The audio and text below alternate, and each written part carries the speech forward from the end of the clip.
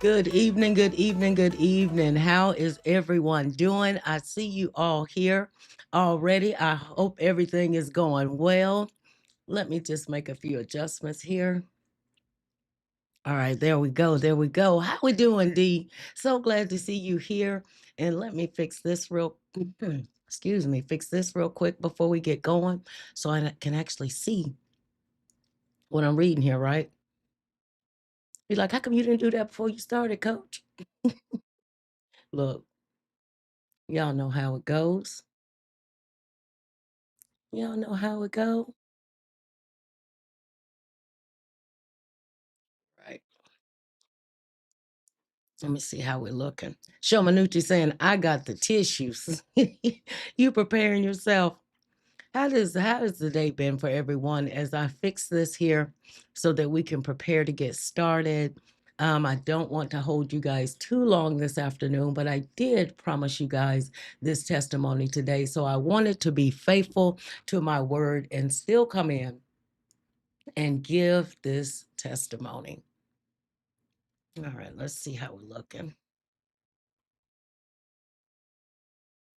All right, I think that should do it. Let's see. There we go. That works just fine and dandy. How is everyone as we prepare to get started this evening? So glad to see you guys. And I just want to say thank you for taking the time because you could have been doing anything this afternoon, but you did choose to come in and spend this time with me. As you can see, the title, What God Revealed Changed Everything. And it's easy a lot of times to look at people and see what they are, but really not know the things, the journeys that they've been through. You guys hear me talk a lot about putting on my Gideon boots, and really saying, okay, Lord, I surrender. So tonight I'm gonna try and give you a detailed but short version of how old coach ended up with 2 PhDs. Probably have done it, probably had it done to me. I see saying coming in. Shomanucci saying, today was a good day. Jesus is amazing. Listen, listen. There's nothing no one can do or say to convince me otherwise. So as we prepare to go on this journey together tonight, let's do things decent and in order. God is a God of order. Therefore, I strive to be, right? None of us are perfect. No, not none. But striving to hit that mark. So let's do things decent and in order. Heavenly Father, we thank you for keeping us throughout this day. Just being amazing, as Shomanucci says, you always show us your power.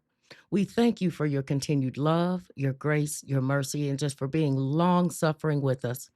Father God, I ask that you hide me behind the cross tonight because even though this is the story that you brought me through, the transformative journey, the many hills and valleys that I have been through. This is to glorify you. May someone see your true character and your true power in this testimony tonight.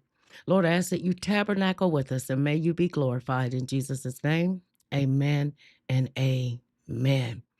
So, family, as we prepare to get started tonight and go through this, where to start? Where to start? Man, so much where to start. And if you have questions, by all means, put those into the chat, as I go through this. And if it's something, that's just really pressing, just make sure, if possible, if you can put a Q colon in front of it, because that helps me to see it a little bit easier amidst the comments here. So if you just put a Q colon with your question, I will be glad to stop and answer those right on the spot. And I'm going to try and leave a little bit of time at the end as well. You guys hear me talk a lot about my grandmother. And let me say before I get started, what's going on, 5430? So glad to see you.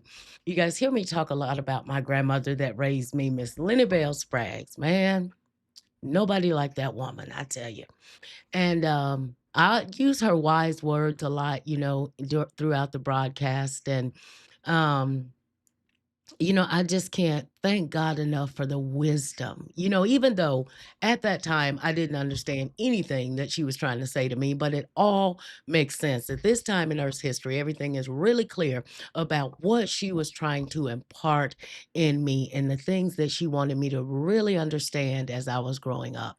And like I said, now I understand every bit of wisdom. She was constantly, and when I say constantly, I mean constantly pouring out and into me. So, some of you have heard this testimony before. There may be some new details, but like I said, if you have any questions, please feel free. Or if, you have something you want to go a little bit more in detail about, my email address, as always, is in the description below this video. So feel free to reach out. Let's have a reasoning, as they say. I'm born and raised in Mississippi, and just wonderful. The earliest memories of my childhood. I mean, just I can't say that I lacked for anything, wanted for anything. And some of you have also read the book that I've put out, and I'm working on revising it and adding in some additional chapters, some final chapters to this story, some things that took place, and some more healing about 5, 6 years after I had published the first version of it. So, and that book was titled "From Wandering to Walking in Faith," and I'm gonna try and follow the outline, because like I said, there's so much to this story. In chapter 1, I kind of covered my heritage, and that talks about, being born and raised little small town in Mississippi. And chapter 4 goes into the evil stranger. The next chapter comes in is titled Broken and Damaged Me. The next chapter is My Spirit Greater Than My Soul. I am who I am, and then there's the conclusion. So I'm going to try and follow through some of the chapters of this, so I can really get in some highlight points of, this story. And like I said, and not hold you guys too long. But, around the age of, I was about 7, getting ready to turn 8. I mean, it's like, how you can see something so clearly, you can hear the sound, you can hear, the smells, every little thing, and just being, just young, vibrant, innocent. And I remember, my grandmother had taken a fall one evening, and she had to be rushed to the hospital. Well, I was left in the care of, and the way that I put this, because some people may have young children in the room, some parts of this testimony may be triggering for some. So I try, and speak in a way that, you don't have to move the kids from the room. You can understand, what I'm saying. So I was left in the care of someone that I saw as a caregiver. And, during the course of that stay with that person, things took place that, no child should ever have to experience. Give me a 1 in the comments if you're following what I'm saying. There was things that took place during the course of that stay, waiting on my grandmother to get back home. And those things continued to happen. And, one of the questions that people ask a lot is, why didn't you say anything? And I want to be sure and touch on that question, more towards the end of the testimony. And, one of those reasons I can say right off the bat is because I knew my grandmother. And I also knew who I called Big Joe. I refer to it as Big Joe in the book. Big Joe was a double barrel that sat beside her bed. And me knowing, okay, I don't want anything to happen to my grandmother as much as I want this situation to stop. So, many things played a part into that, Big Joe being a big part in that. And she also had a little ping ping, little small one, the little pew pew when they fire off. So I knew one of those would come into play. That amongst some other things, were going through my mind. And keep in mind, I'm at, around 7 or 8. And, such a fear and, it was like life completely changed. And, as these things continue to happen year after year, year after year, year after year, I reached the age of about 16 and a half. And there was a friend of mine, and you guys know when we go on our devotionals in the morning, I always say, be careful of who you call friends. And at that age, not heeding the words of my grandmother, Tori, you can't trust everyone. Everyone that says your friend's not your friend. You know, being young, you don't understand these things. Now, keep in mind, everything that's still happening up to this point is still continuing. Friend of mine, I get a knock on my bedroom window about 10, it was about 9:30, 10 o'clock at night. By this time, my grandmother was asleep, and I've advanced now. Like I said, I'm about 15, 16. And I look out and she was like, girl, I got somewhere for us to go. And I'm like, well, where we go? And I'm like, man, if my grandmother wake up and find that I'm gone, this is not going to be good. So, she's talking, I'm talking to her through the screen. She's like, come on, we'll be back in time. You'll be back. Nobody will notice you were even gone. So I listened to this friend and we head out and we go to this little town. And some of you may be familiar with some of these places, Little Drew, Mississippi, where I was born and raised. We go to this place in Louisville, Mississippi. When I make it there, she has several, people there. She was like, oh, well, this is so and so, and this is so and so, and this is, the guy that I'm seeing, and this is his friend. And, we're just going to hang out for the night. So we ended up going over to another town, to another well known university in Mississippi, which I won't say the name of this university. Um, we go to this university and she says, I'll be right back.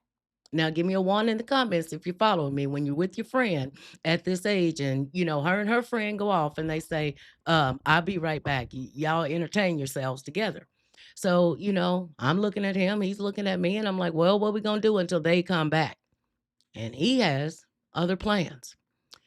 Those plans don't involve, all right, y'all following me. I love y'all.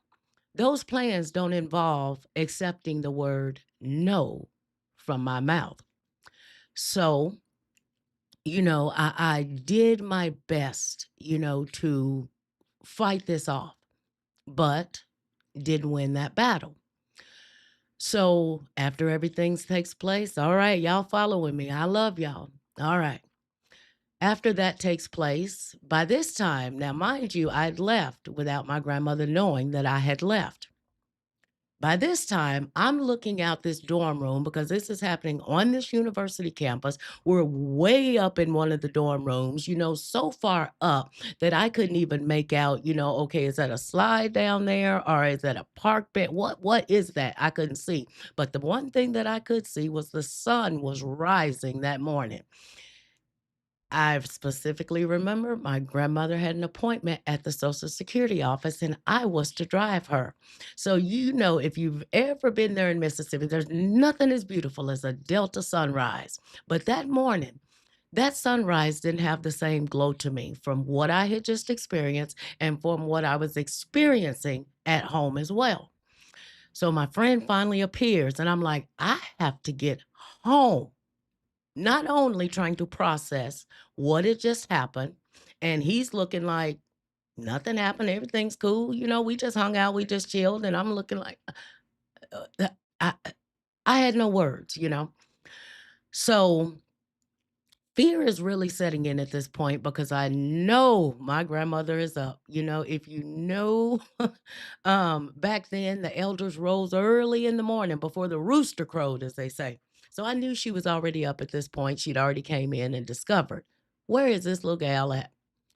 So, the long ride home from this, other town. It was a long car ride, and I remember kinda shielding myself over against the door, my friends trying to laugh and talk, and I found nothing funny at that point, and there was nothing I wanted to say. So we, finally make it home, and as we turn down my street, we lived on Church Street. As we turn down my street, I see all of these people out moving across. And, during that time, it took a village truly helped to raise us.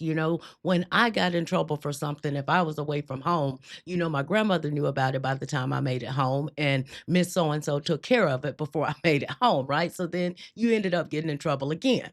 The elders just stepped in that way. It took a village, and they truly helped to raise each of us.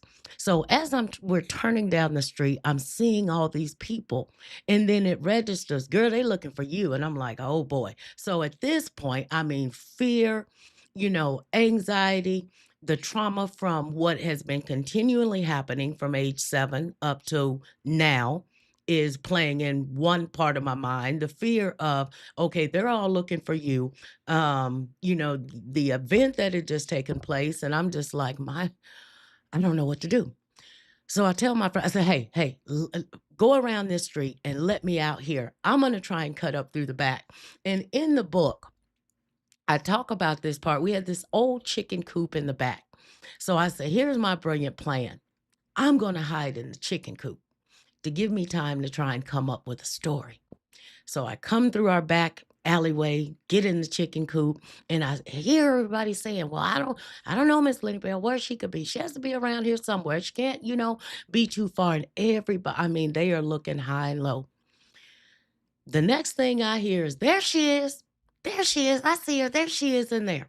So I try and come with the story that's where I'd been the whole time, right? That's what the best I could come up with. I promise you, I've been in here this whole time. As my as my grandmother grabs me up, you remember how, give me a 3 in the comments if you remember how they used to grab you up by the nape of the neck, and they catch a little bit of this flesh, back here in this part, and it would kind of sting and be burning a little bit, and she's dragging, and I can see us heading towards that. I'm like, man, okay, what I just went through, I know I'm finna get another beat down on top of this. I can't go through this right now. I can't. So as we're making it towards the back of the house to go through the back door, I break down and I say, "Wait, wait, wait, wait." And I just start telling her what happened. Now, the thing about this is the young man that did this only lived a few blocks over from us. So they knew exactly who I was talking about. So my grandmother releases me and she's heading in the back door. Now, here's what I knew. The way she was marching, you guys remember that scene in Color Purple when Sophia was marching up through that field? That is the way my grandmother was walking. And I knew where she was headed, and I knew what she was headed for. She was headed for Big Joe. So somebody managed to intervene and say, "Miss Lenny Bell, you don't want to do this. You, you don't want to do this." So she stops. Police are called.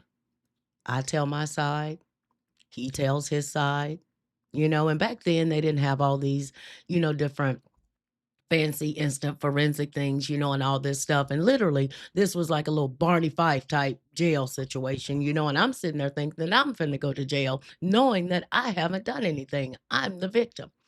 Well, by God's grace, he actually confesses and says, "Yes, yes, I did do it." And the sad thing about this is in 3 days, he was to go into the military. Of course, the military found out about this and his military career never began. But there was still always that fear of, man, Tori, you ruined this young man's life. Even in the midst of what had happened to me, I'm thinking, okay, you ruined this young man's life. You should have just kept quiet the way you kept quiet about everything, right? But after some time, I processed through it and I continued on. Now, at this point, music and had really become my safe haven, my safe space, right? From 5th grade, around about the time when those things that started happening from the caregiver, I joined band and marching band, and music became my escape. And to me, in my mind, I was glad for Fridays, for football games. Remember football games? I don't even know if they still take place on Friday nights, high school, right? I was glad when we had a parade. I was glad when we had anywhere to go because that meant what for me? Freedom. I didn't have to be at home. So music became, just a huge part.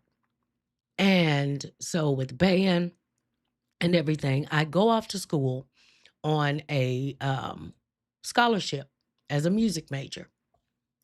And, there at college, some things, more things take place. So at this point, I remember coming back from one of the orchestra practices, and there were some, girls sitting there in the hallway, and they were like, "Well, hey, Tori, why don't you take a load off?" And they have little bottles and, cigarettes and things. And that was when I had my first cigarette, about choked to death. But, I found that consoling. I'm like, oh, this kind of, takes the edge off, and they had the little, what they called brown liquor back in the day. Lord knows, knowing none of this was supposed to be in the dorm room, but come on, you're free, you're away from home, and you're like, man, I'm living life. Right. So, the drinking starts, the smoking starts, but then you have that person that comes along and is like, you should try this, the MJ, right? That Mary Jane. So that really took the edge off. And I said, oh man. So that became, a constant, but while still trying to maintain and, hold my scholarship, keep everything going, that, along with music, that really became during that time what I called my saving grace. And as time continued to progress, I almost became hollow, so to say, hardened heart. And the constant way of payback, and it was so, the other morning, those that were on First Light Reflections, we covered that chapter in Proverbs about revenge. And I tell you guys, I had this plot in my mind of how I was going to get even with everyone that had done anything to me. And there was one particular evening, I'd finished orchestral practice, I'd went back to the dorm, and it was just me there in the room. And growing up in Mississippi, and some of you may have heard this, there used to be these things they called hanks, right? Or they would say, if you're ever falling asleep and you feel like you want to try and get up, but you can't, like something is holding you down, right? And you're just like, has anybody ever experienced that? Let me know in the chat. So I remember laying there on the bed. Well, the next thing that I remember is I wake up and I try and move, but I can't move. Now, let me tell y'all, when people say about witch doctors and, the things of Satan, the powers, let me tell you, these things are real. They're very real. And as I tried to move, I could not move. When I was able to lift myself high enough, there was this thing at the end of my bed. And no, I had not smoked that day. I had not. There was this thing at the foot of my bed. And I'm trying to move and kick and kick. The ugliness of this thing, I cannot even describe it. But I could not move. I finally remember taking all of what felt like all of my strength and pushed my legs. And I'm telling you, I heard boom. And it was like, it just fell back. Boop, gone. Let me tell y'all something. And I've told this story before. Some of you may remember. I grabbed my shoes, and all people saw was me running across the campus. I'm headed to the dean's office. And I'm like, listen, listen, listen, listen, listen. I know I'm flunking out. I know I'm about to lose my scholarship. I know I've been doing this and I've been doing this. I've been doing this. But I mean, this thing scared me to repentance up in the dean's office. It did. So I kind of get on the straight and narrow path, after this. Now, let me back up. Before I went up, growing up, my grandmother, you know how you hear someone call your name? Because this is an important part. How you hear someone call your name and you're like, huh? Now, in my household growing up, we weren't allowed to. When I call you, you come before me and ask me, yes, ma'am, what do you want? But you have that bad habit. They call you, you're outside or you're somewhere and you think you hear someone calling your name. Huh? Yes, ma'am. I would do that all the time. Each time I would get tore up from the floor up. And finally, I remember she pulled me to the side, and I had to be about 12, 13. I'm backing up here, about 12 or 13. And she said, let me explain something to you. She said, you have something. You have something. I'm not going to try and explain it to you now, but let me tell you, when I call you, come before me and ask me, yes, ma'am, did you call me? See if it was me. Do not answer. I'm like, okay, okay. Now, that's going to be an important key part. Keep this in mind. Finally, I got it. But I would still hear my name being called constantly. So life continues on, right? I finish out school. And by this time, I spent a little bit of time in Arkansas, but then I end up in Wichita, Kansas. I'm in my own apartment after this, by this time, and let me back up. I'd actually had my daughter. I'd met my daughter's father the last several months before I'd left university in Mississippi. And he sleeps in peace right now. But I'd met him.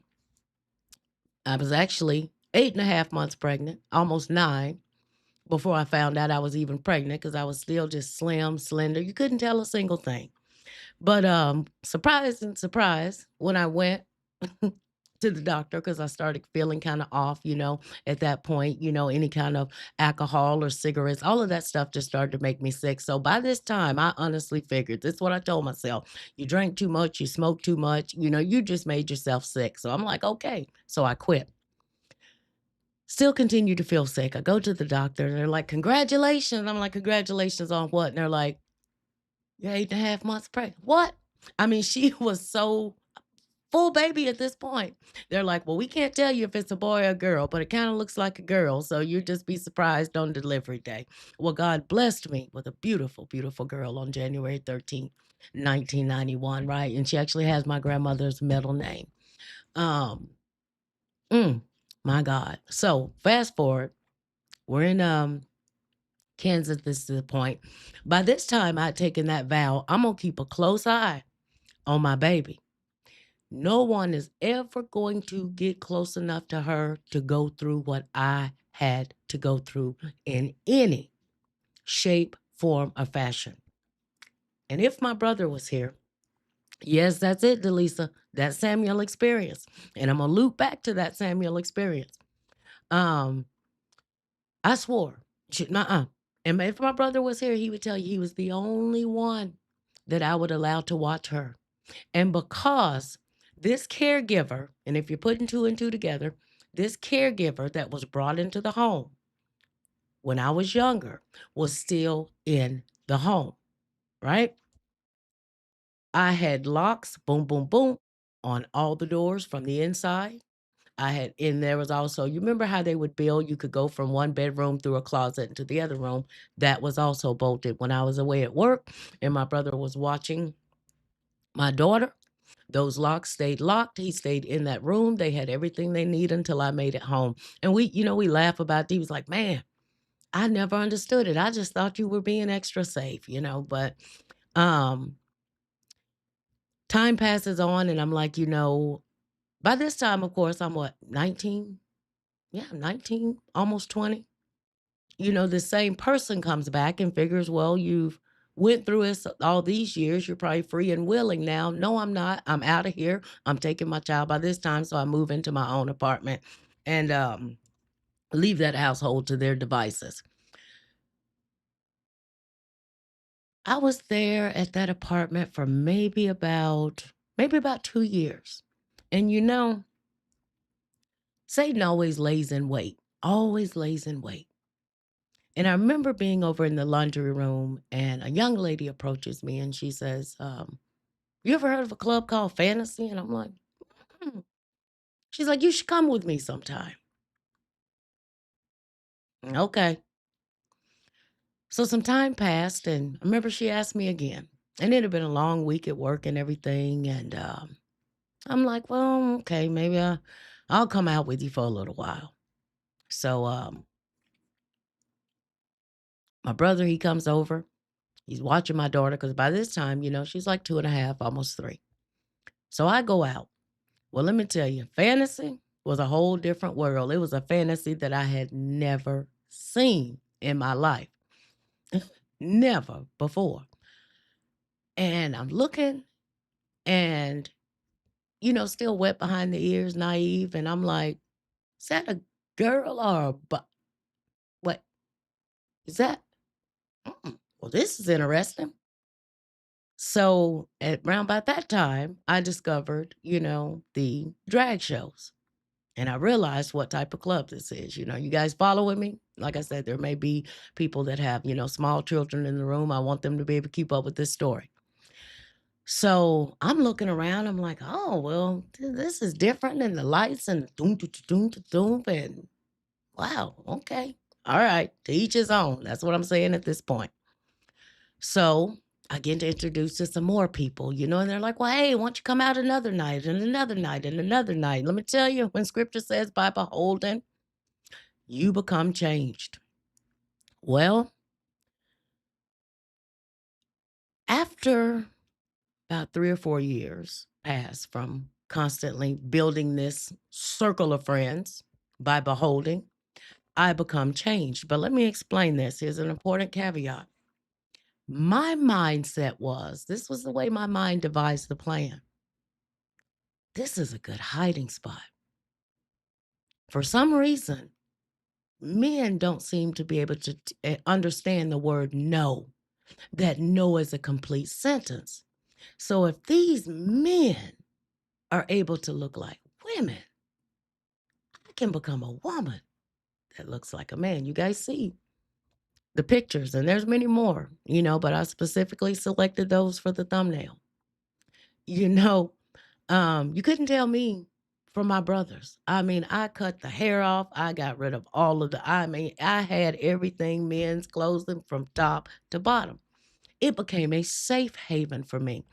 And let me say before someone, maybe comes and watches this later or down the road, this is my testimony. So I'm not saying that this is the way for everyone else, but this is the way that I went through this. All right. I saw it as a safe haven, a safe place. It was like a whole new world open up. And my mind said, Tora and myself said, this is a brilliant plan. Because if you become one of them, you never have to fight them off again. If you look like them and become one of the boys, smooth sailing from there on. You never have to deal with it. So that's what I took on. I ended up there was one relationship where I was in that relationship for maybe about 7, 8 years. That one advanced to my very last relationship, advancing forward. You know what? It seems like all of the time just blends together. But when I count the amount of time, almost 27 years, 27 years, 27 years, I'd taken on that identity. So much so that during that time, there was nothing no one could do or say to convince me otherwise, except once a month. You following what I'm saying? Put a 4 in the comments. Only once a month was I reminded. Because even when I looked in the mirror, I saw him. I saw he. You following me? All right. Thank you. All right. And it was a comforting place. I mean, I had friends. I was either the life of the party, I was the party. But what started to happen was by this time, I'd become such a hardened heart person. And I wanted people to experience what I had experienced. But here's the other thing. I also said, okay, this is what the way that I see men carry themselves as male role models. This is how they treat women. This is what they do. So I also took that on as well. I became, almost to say, you remember back then you had beepers and pagers. By this time, it was the height of the beeper, the pager range. Man, I had 4 of them bad boys. And when I say, when one was coming in the front door, one was going out the side door, one was coming in this door, and just tossing them and turning them. And wasn't thinking anything, thinking this is the way to be. This is good. I can ride this out. And always when I would come across someone, that would try and speak the scripture and say, says man should not lie with man. Well, that says man with man. It don't say nothing about woman with woman. So you can miss me with that. That has nothing to do with me. That was my mentality. And I could argue with the best of them. So fast forward on, as hardened as I had become, I end up in my last relationship. And by that time, the barriers, the self-esteem, I'm telling you, when I say it was so low, I couldn't bend down far enough to pick it up. There were things happening within the dynamics of that relationship that I overlooked, you know, because trying to keep face, well, what are they gonna say? What's this person? Got to make this relationship work because nobody's going to come back and say, I told you this was going to fail. This was not of God. This was not going to work. There were several infidel. Well, actually, no, there was more than several. But on the 10th time, yes, on the 10th time, you're like, Coach, you put up with it that many? Yep. I overlooked it 10 times trying to make this work, and keep in mind by this time, my daughter is teenage years. She had a young son and are still very close. He still calls me because he was 2 when she and I got together. And he still calls me old mama to this day because old mama, still very close with him. He will always be my boy. And actually it's so funny. If you met him, he has my personality 100%. Just a lot of different things. And you can be like, man, Tora raised that boy. Tora did. um, but by this time, the 10th time, something inside was starting to change. And she and I separated. And at first it was like a big shock. And I'm like, man, how can this be me? All of the time, the blood, sweat, and tears I put into this relationship, now I'm gonna have to go explain to all of them, the community, the crew, what happened. So I remember I'm laying in the floor, bawling, rolling around, crying. And I hear this voice say, get up, get up. You're free. And I'm like, free from what? My life is over. Nah, you know, gave the best parts of myself. Get up. And I stand up. I can see the room clear as day. I stand up and I'm like, it was like chains were lifted off. And this is the point where things really start to get interesting. And I remember standing up and I'm like, man, I feel kind of free. This is okay. All right. Well, so at this point, I say, well, I am not going to get in another serious relationship. I'm just going to start dating a few people here and there. So I started dating a few people here and there, doing these things, but still something's feeling off, but I'm still going with it. And remember, I'm at work one day and I hear this voice say, it's time. And I'm looking around. Time? Time for what?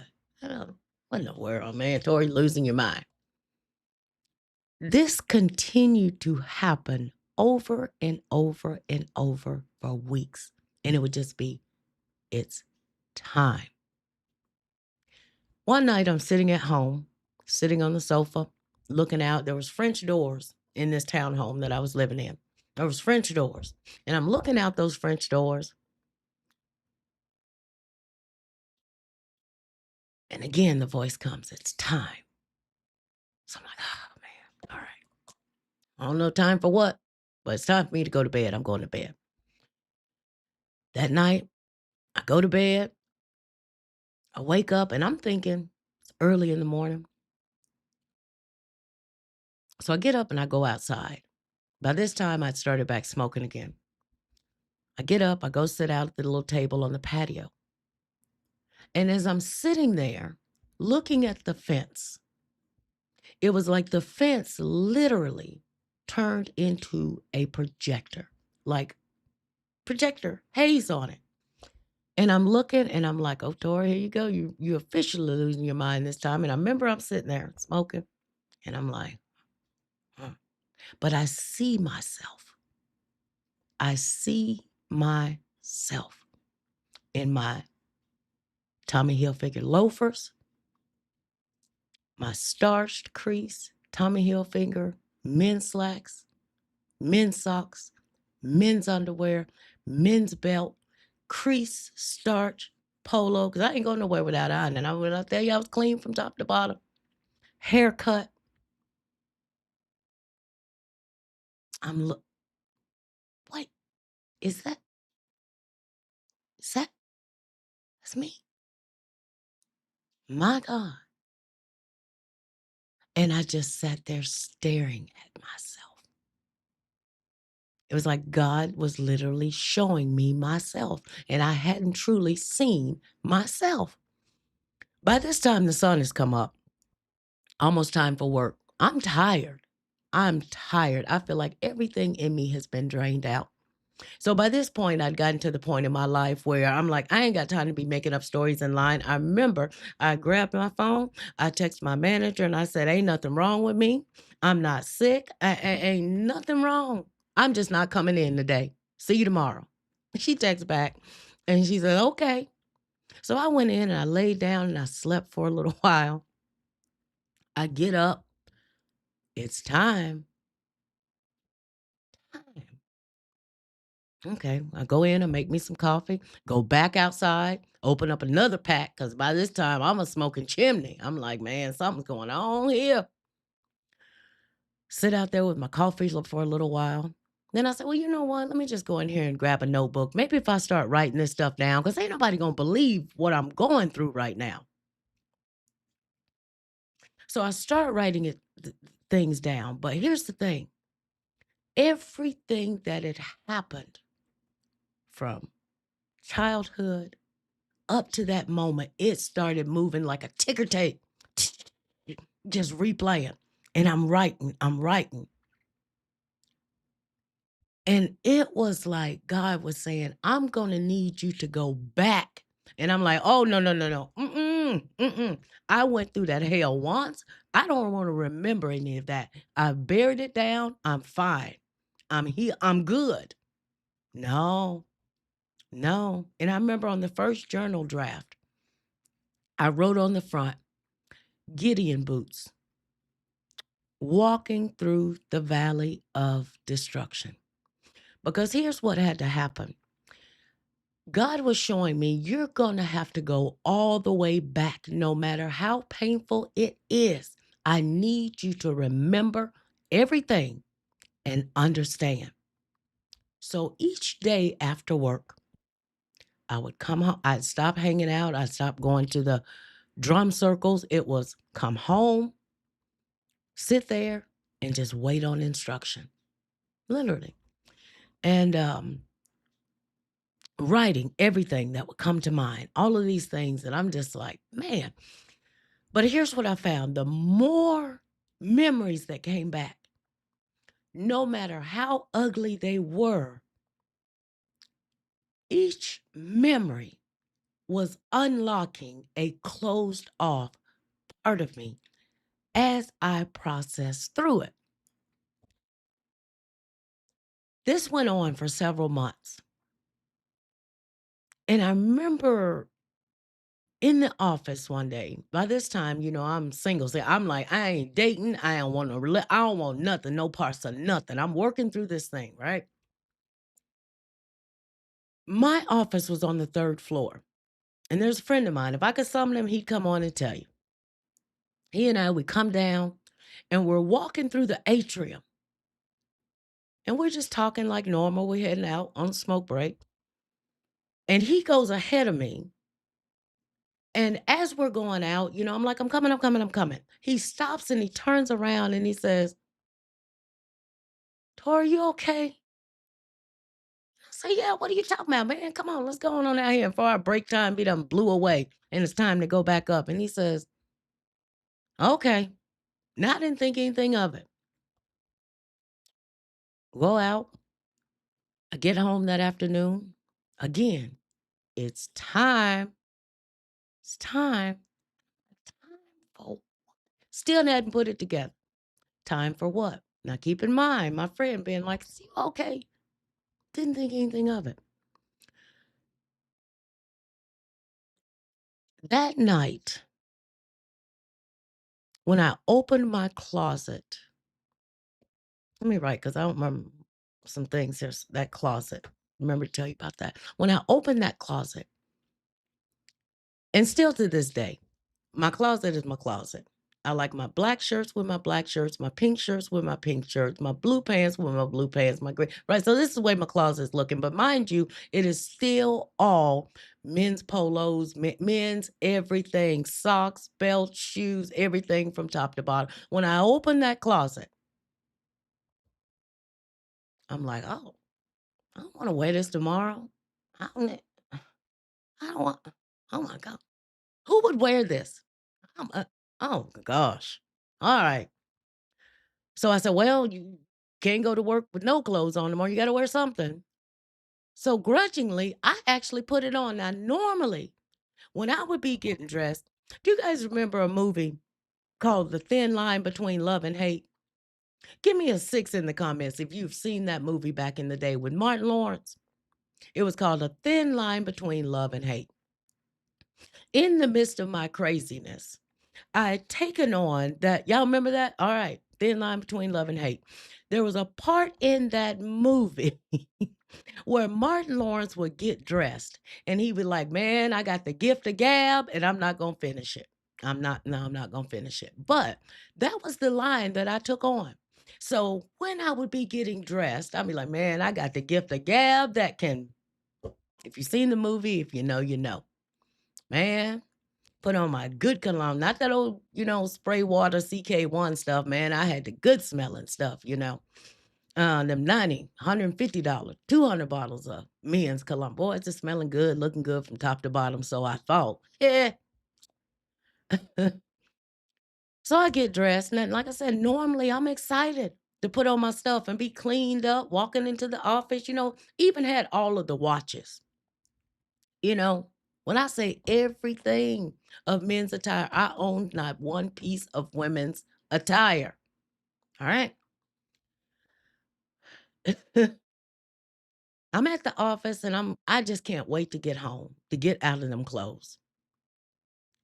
So I get off work and that was a weekend. That next morning I get up on a mission. I'm heading to JC Penney. So there I go in JC Penney. Remember this lady comes over. Good morning. How can I help you? You need any help? Y'all guess what I said? Guess what I said? I said, yes, yes, yes. I said, let me tell you something. It's been a long I see you see how I'm looking right now. It's been a long time since I've owned anything of female attire. I'm gonna need you to help me from the top to the bottom, ma'am. I don't even know where to start looking in here. I don't know what I need for nothing. I just need help. This lady spent hours with me, fitted everything, checked everything, boy, and I left out of there with my bags. I get home, I'm all excited. Now, Monday morning comes. And when I tell y'all, paralyzing fear came over me, a fear. I'm like, Tori, you can't wear that stuff to work. They're all going to laugh at you. Seriously. This is what went through. They're all going to laugh at you. You cannot wear that stuff to work. So I said, yeah, you're right. So went back to the closet, put on what everyone was used to seeing.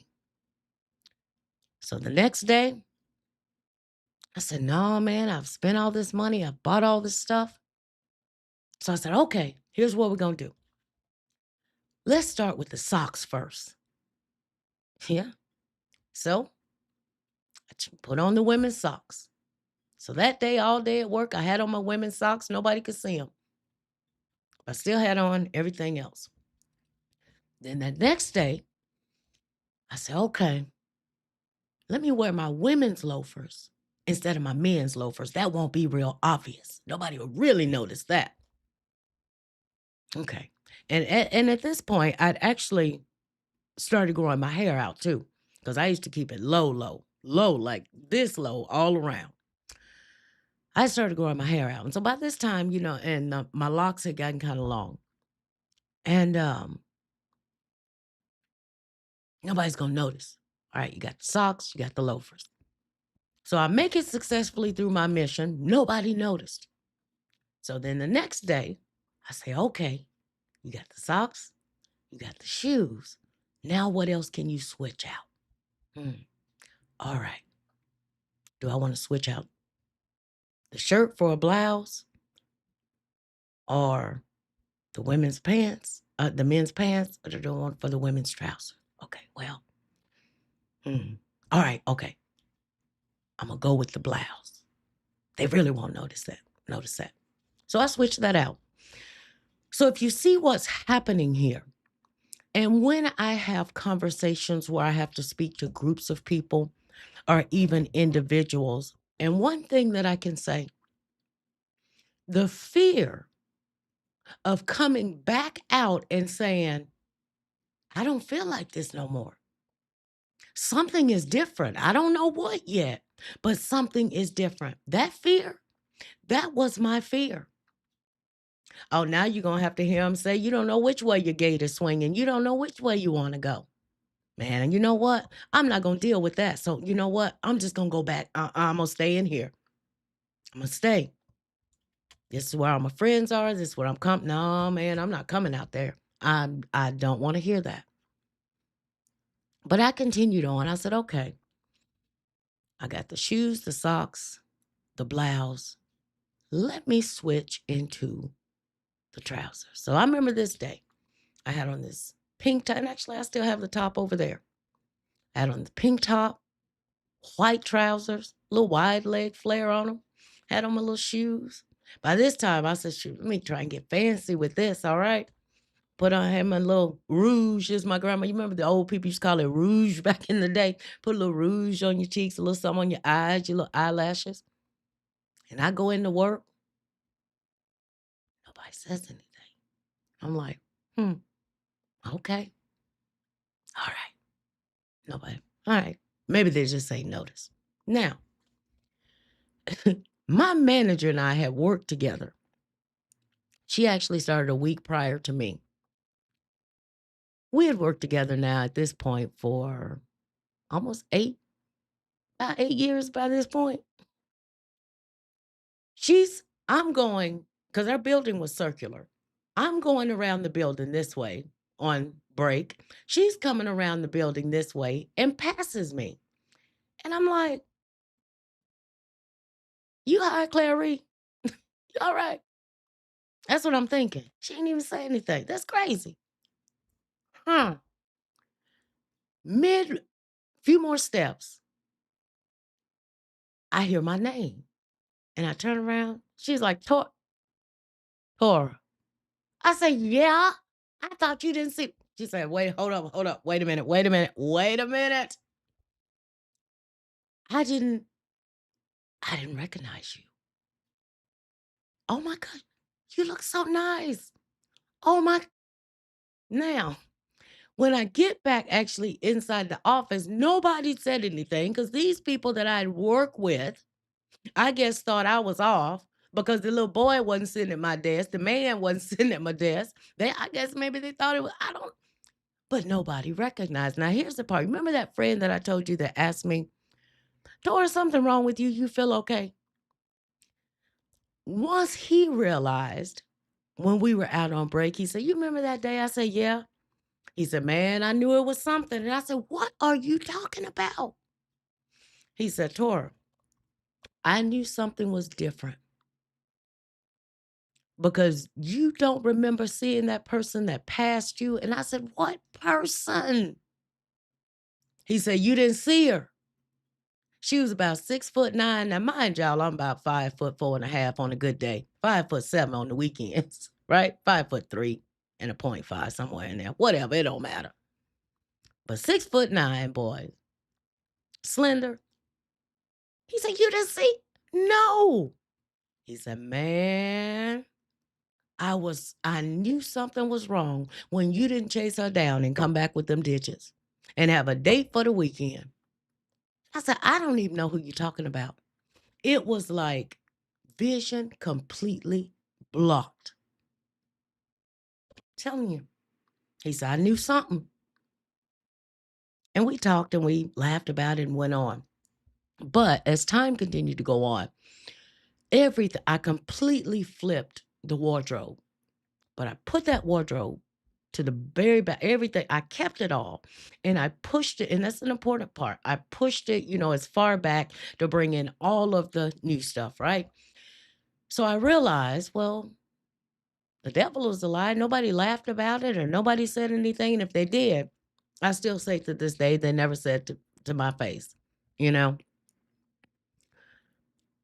So after really walking through and processing, everything that had happened, from childhood all the way up to this point, I said, you know what? I need a fresh start. I want to start completely over. So I remember I came here to visit Houston. Boy, and that was a wrap. When I made it back to the office in Florida, I said, listen, I'm moving, and this is the date I'm moving. And hopefully I'll still be able to remain employed remotely. But if not, your decision does not affect my decision. Those were my exact words. So in 2014, I completely relocated because I said, you know what? I want to completely start over and be somewhere where unless I tell my testimony of what I used to be, what I used to do, no one will ever know. Well, God has a way of saying, you ain't finna hide no, you're not finna hide like Saul behind the luggage. Not gonna happen. So I moved and I had a friend of mine that I'd met online. You guys remember the days of Periscope? I'd met her through Periscope. And she had wrote this book. And she sent me a copy of it. We connected through that book, and she wrote a couple other books after that. And she started calling me. We started talking by phone. But I was still at the point, she would start talking about the Bible and all of it. And I'm like, listen. And I would tell her, listen, if you even look like you're going to sound like you're going to say the J word to me, I'm going to hang this phone up. I don't want to hear nothing about no Jesus, no nothing. Even though everything that had happened, it still was, I'm like, no. I changed me. I made the decision. I don't hear nothing. Jesus ain't got nothing to do with this, right? And kind of for a little bit at this time, mind you, I was still heavily, into my music, into movies. Mind you, at this time, I'm like, I'm kind of in that power to the people mode, right? Give me a 4 if you know what I'm talking about. Power to the people. Take them all out, right? I was in that mode. Had every book and Ankh and all of this stuff. I don't want to hear nothing about your Jesus, none of this. This is me. I'm doing this on my own. I made every decision that I've made so far. I've always had to fend for myself and take care of myself, so I did this. That's the mentality that I had. So she would say, "Okay, Tora, I'm gonna leave you to it." Now as time went on, she and I continued to talk. You remember that scene in the movie Grinch with Jim Carrey, the new version? And at the end, he just starts crying and he's like, "I'm melting. What's happening?" And his little heart's like boom, boom, boom, boom. That happened to me one night. And I'm like, I don't even know why I'm crying. I just feel all warm and fuzzy inside. Something wrong with me. I guess I'm losing my mind, probably having a nervous breakdown. It's probably all the light, all the stuff that I lived in all of that years. Lord, I'm just losing it. Yep, the Lord's finally taking me out. But not realizing at that point, oh, now you want to call on the Lord. Now the Lord has something. It's not you no more. So I said, you know what? I need to go to church. I need to go to church. So I started with church here. And at first I'm like, man, I don't even know what that Bible is. I don't know. Bible got to be around. You know how, you have one, but you don't know where it's at. And you just grab it and you're all happy and excited about it. I'm going to church, got my Bible. He's sitting there listening. So at this point, I start going because I remember that's what I was taught as a child. Look, on Sunday, you go to church, right? Sunday go to meeting is what they called it when I was growing up. Sunday go to meeting day. So I get my Bible and I'm going to church. Service is over. Come right back out. Do the same thing all week. Come home. I used to have a Friday night show where I went live every Friday from I think it started from about 7 to midnight. Running tunes, as they say. Actually had an online internet radio station. And this very YouTube channel was started off of that. Right? So on Friday nights, doing my thing. Now, change started again. But I started to hear my name again. And I'm like, okay, Tor, your grandma's not here. This is years later. I know somebody called me. I ain't gonna answer because she's not here. And ain't nobody in this house but me. I ain't finna answer. I'm not getting up in none of this hoodoo stuff. I'm telling y'all. And it would always come 3 times. 3 times. Or, like, man, I ain't hearing nothing. I start humming, singing. Nothing but the blood. No. I ain't answering.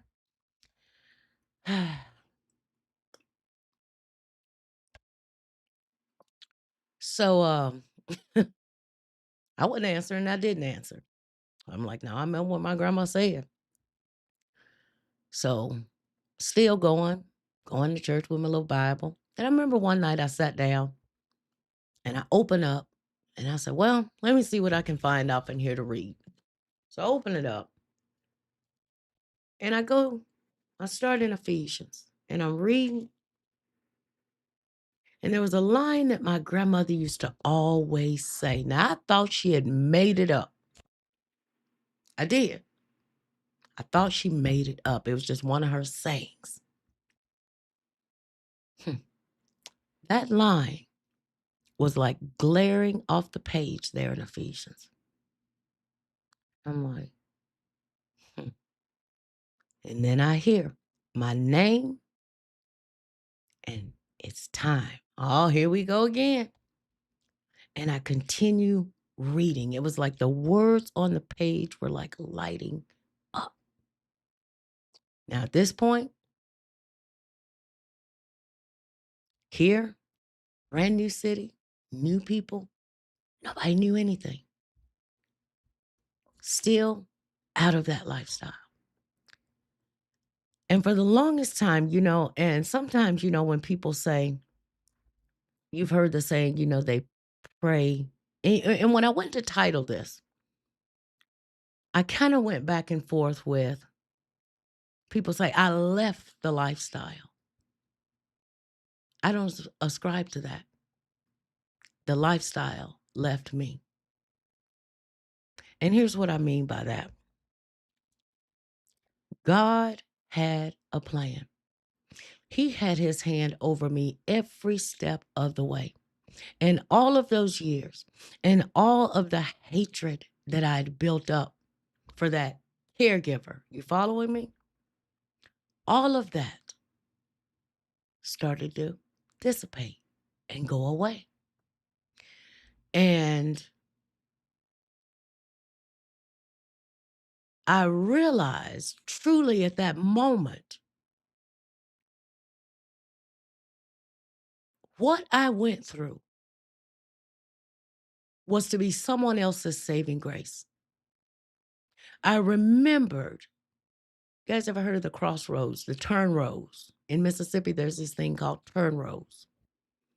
There were many people that went to the turn road that never returned. Many women, many men. There's also a famous lake there in Mississippi, and this lake has a name. The name of the lake is called Whore's Lake. There's a many bodies in the bottom of that lake that never returned to speak of what happened to them because the person had a fear of being caught or found out.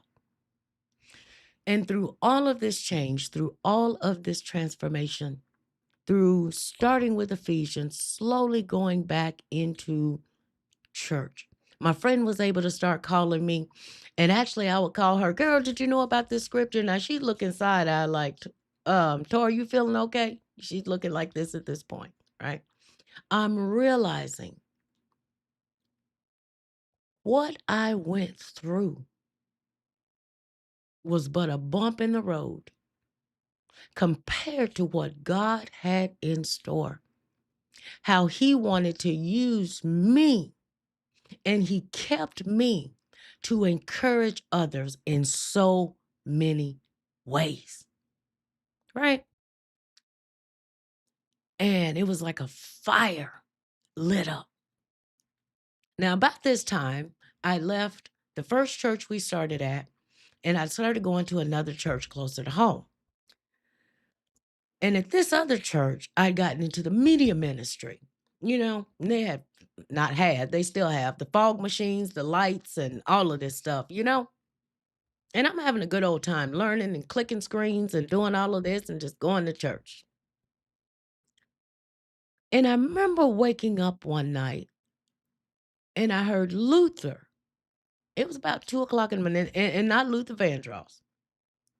Keep in mind, this very channel that you're on now is still in existence. Keep that in mind.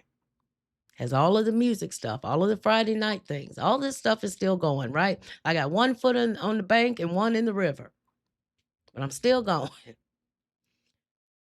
And that voice comes again. That same voice when I would hear my name. So I started talking. I said, listen, Luther what? Luther what? Now, mind you, at this time, I'm on Periscope. I'm being a good Christian. I'm even coming on every day at 5 o'clock. And this is actually how I met San and Regina. Yeah, true story. They'll tell you on Periscope. I'm coming on every day at 5 o'clock, giving my inspirational message, just preaching and teaching my little heart out. But then I'd go right back on Friday. Boy, Friday nights was my rung down, my jam down, my jam rock. By this time, my dreads, they had made, you couldn't tell me I wasn't Jamaican. By this time, they had made it down to about midway. I mean, they were long. I would have to pull them up when I get in the car to keep from having to sit on them. And, one foot on the river, in the river, and one on the bank.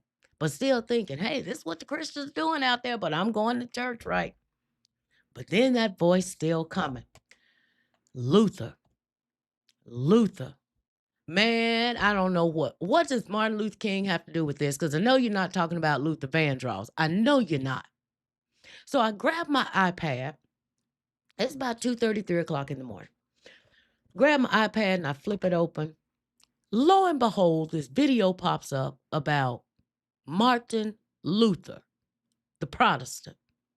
In this video, this video had to be made in circa like 1534 AD because it's so grainy. And I'm like, what? Whatever, play. So I'm watching it.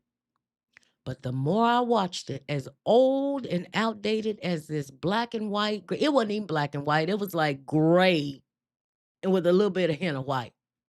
The clearer it became, and I'm like, oh my goodness. Oh my. So I started watching, pulling more and more that I could find on Martin Luther. Listen, Jamaican. So much so, till I used to tell them, listen, y'all go over there to Jamaica and y'all tell Portia I want my honorary certificate as a Jamaican. That's how serious I was. You might remember Portia, who was the prime minister at the time? Yes. Uh-huh. Tell Portia to send me my certificate. And so start watching all this stuff. Now, mind you, listening to Regina. Regina's doing periscopes at the time. And I'm like, man, I don't know what they talking about this whole Saturday and Sabbath. But these people crazy. They doing their own form of church over there. They ain't nothing to do with me. I'm going to keep on doing what I'm doing. So about this time, something says self, and myself said, huh? You know what you need to do? You need to take up seminary school. Mm-hmm. Self, that sounds like a good idea. So I start, right? Y'all seeing how I get these 2 PhDs, boys? Some stories, some of the stories I can't even tell in open. Probably have done it, probably had it done to me. So I decided to bring an idea. And my friend that used to call me Sonia, the one that I tell her, look, like you ain't gonna say the J word or anything about the Bible. I'm hanging up this phone on you. By this point, she's calling me for wise counsel, right? She's calling me Torah. And I'm giving her Bible study. At the same time, this whole Luther thing's driving me. And I'm like, man. So I get a call from Sandra, Dolce, here in the chat. Put your hand up, Sam. Get a call from her, and she said, did you check your mail? The mail? I ain't got no mail today.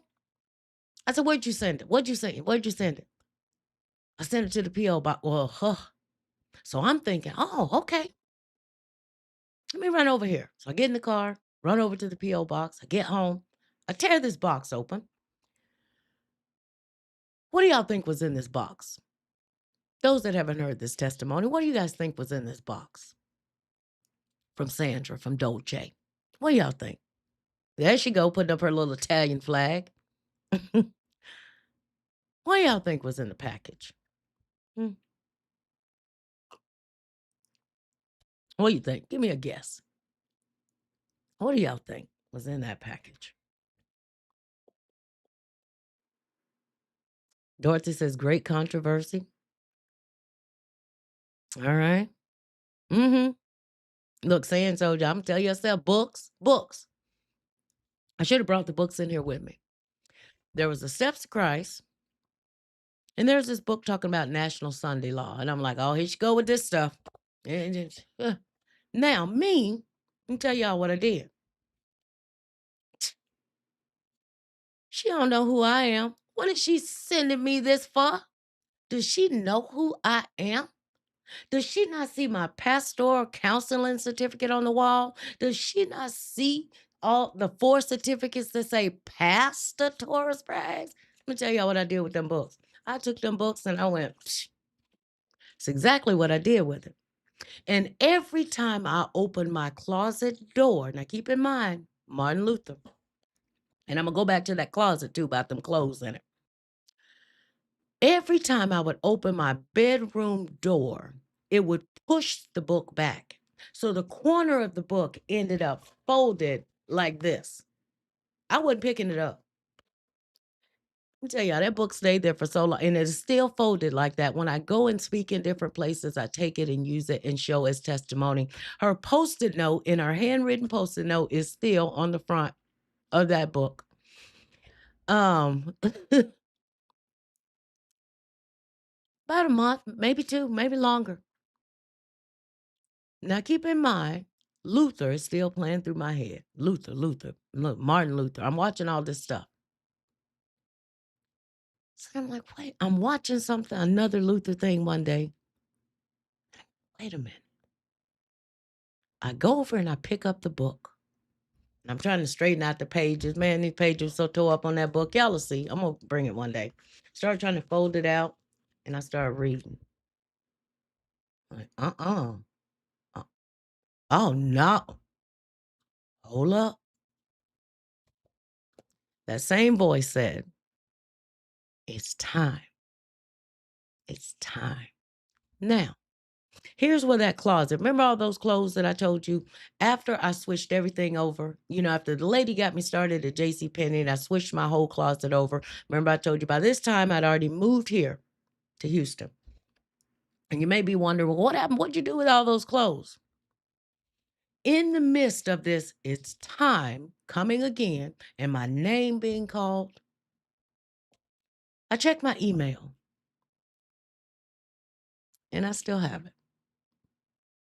There's an email from this young lady named Maria. And she's telling me how thankful she is for everything that I'd given her. In some sort of way, I must have been an angel. I mean, she's going on because when I moved, the only thing I wanted to bring with me was what would fit in my SUV and what fit in my daughter's car. What did not fit in my 2007 restart to move to Texas did not come with me. What I did not sell, I gave away gladly. All those years of stuff.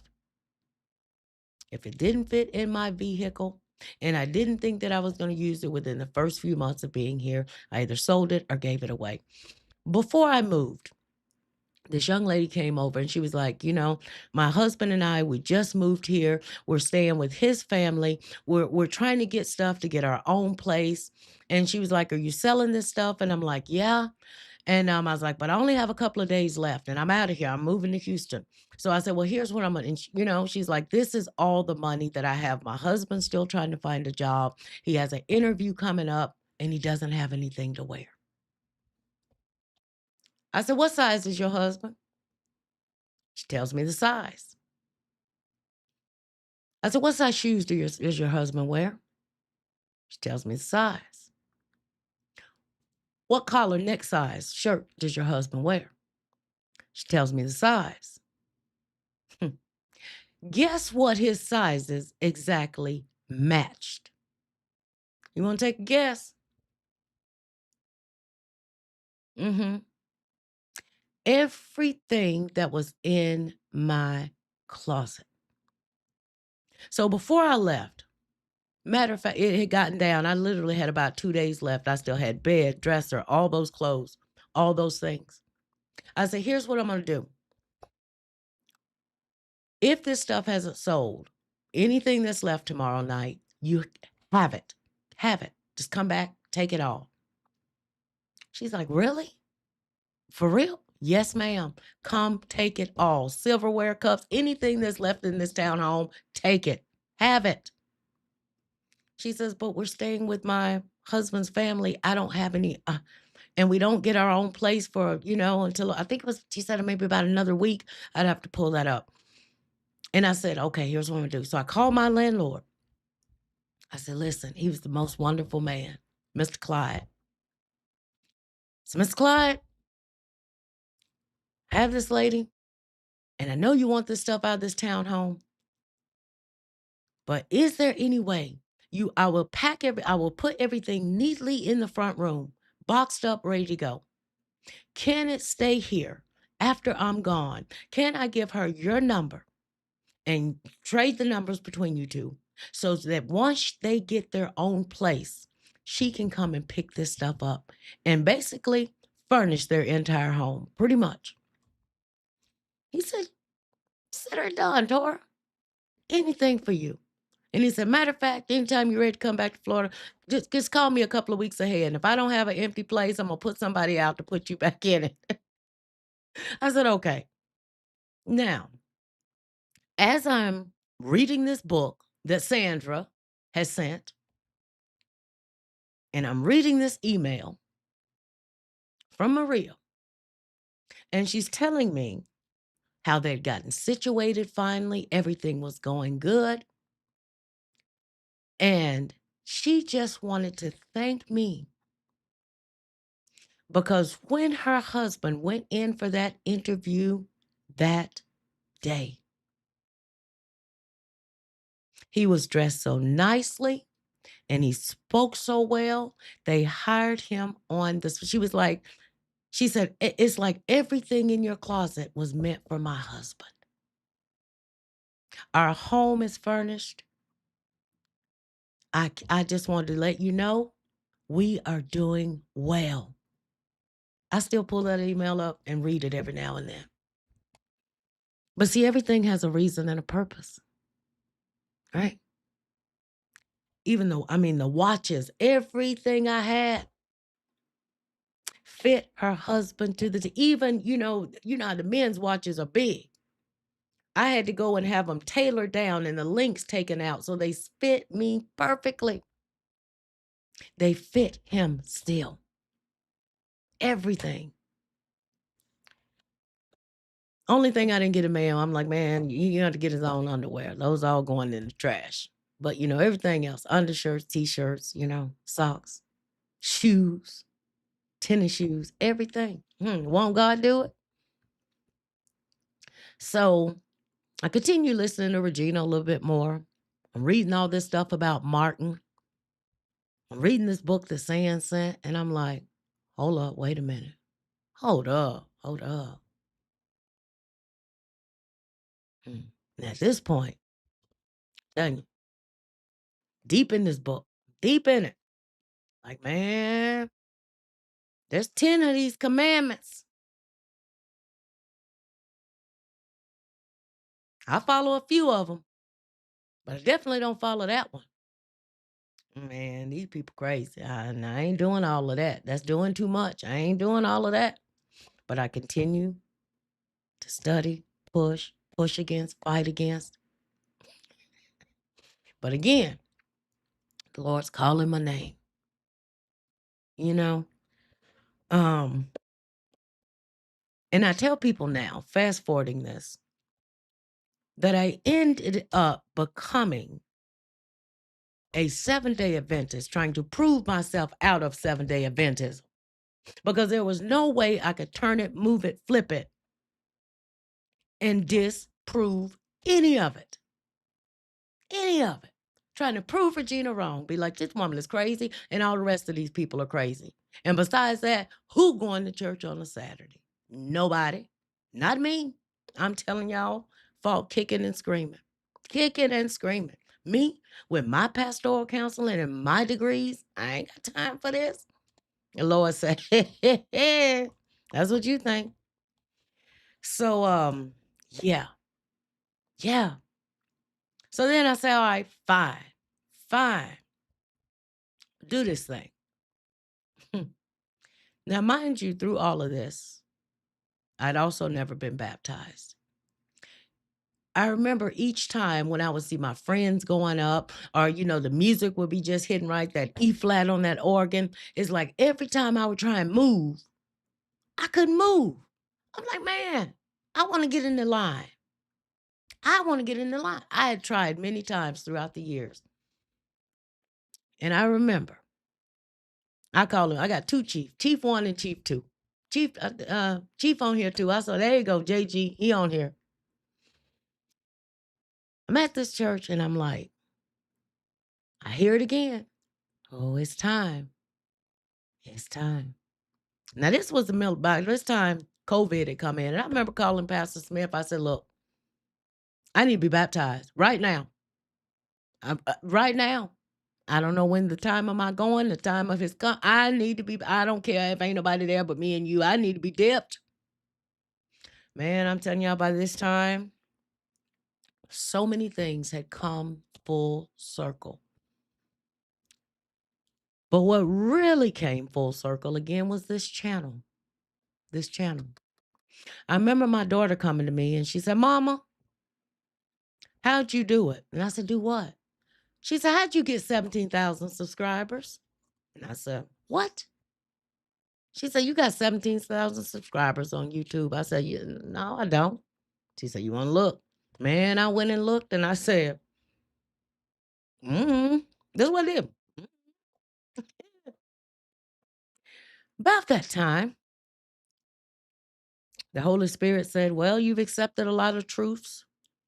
Look at how far I kept what I kept you through, what I brought you through, what I saved you through. I'm going to need you to take all that stuff off that channel and turn this channel into something that glorifies me. Now, at that point,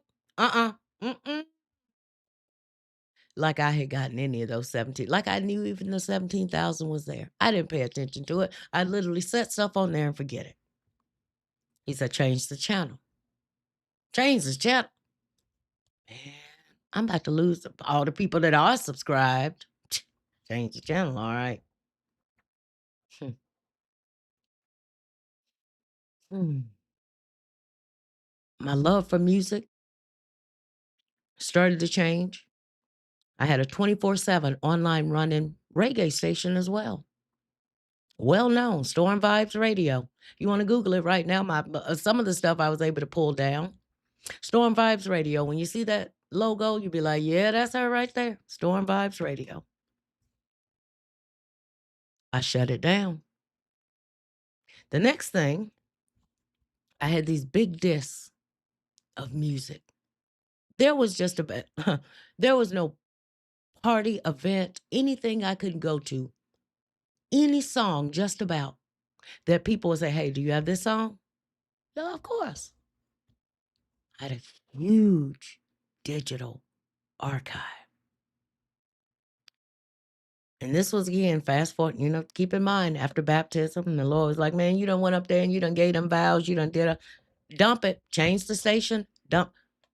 Dude, and I just started adding up. When you went over to Apple, now some of this was Napster and LimeWire. Who remembers Napster and LimeWire? Some of the music was Napster and LimeWire. But a lot of it was 99-cent Apple Store, 19.99 Apple. A lot of it was cash. So I'm doing the math just on one folder, the folder that I had labeled the A folder. And in the A folder, I would have all the different artists broken down under there, ABBA, Alabama, Aaliyah. Everybody, I mean, it was, and I'm like, oh, you want me to change the channel and you want me to delete all my stuff. Oh. And he said, not just that, all the movies that you love. It's over there in that closet, thin line between love and all your favorite movies. Kung Fu Pal. It's got to go. Oh, man. So we were in another battle. So the names calling started again. It's time. Tor. It's time.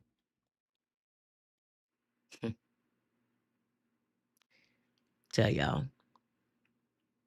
It would be a lie if I sat here and said a little tear. I remember sitting that day with that mouse in my hand. And it's over that delete button. A little tear formed in the corner of my eye. And I said, 1, 2, 3. Delete. Hurry up, empty the trash so you don't go pull it back. You remember how those hard drives and stuff was deleting and the little folders just like doing like this? And everything's just coming off. Do y'all know how long it took for that folder to stop doing this? When I say an entire musical archive from every being a music major, from every genre, from classical to juke joint to blues, to jazz, reggae. Man, it all had to go. So then, as the voice continued on, he's like, "You still ain't changed the channel." Mm. So, channel was changed. Gave up the battle because I wanted to sleep. He started taking my sleep, and I like my sleep. The channel changed. So I'd put a few things on it here and there. And I still, to this day, don't go back and look at my numbers. It's not my mission. It's not my mission. But I remember going in to organize some stuff, and I look. Let me tell y'all, it was almost. I could pull up the stats to see exactly, but I'm telling you, it was but a short while. It was like that 17 doubled, doubled. I'm like, whoa, won't he do it? Yes, he will. But then he said, I ain't done. I need you to tell your story. Listen, I left Florida and I left all of that behind for a reason. Now you want me to get on and tell everybody what I went through when these people think that I made me and I'm strong and I did all of this change? You want me to tell what? Wait a minute, wait a minute, wait a minute, wait a minute. And I'm gonna have to tell all our family business too? Eh, I don't know about that. This is a conversation I was having with the Lord. I don't know about that. Tell your story. Write the book. Get it out there. And you guys, I lost that battle too. And God has a sense of humor. Let me tell you why. Anybody want to take a guess what my very first speaking engagement was? Anybody want to take a guess? I'm gonna wait for it in the chat. My very first speaking engagement. Does anybody want to take a guess what kind of humor God had? Hmm. I'm gonna sip on my pumpkin spice while y'all trying to figure it out.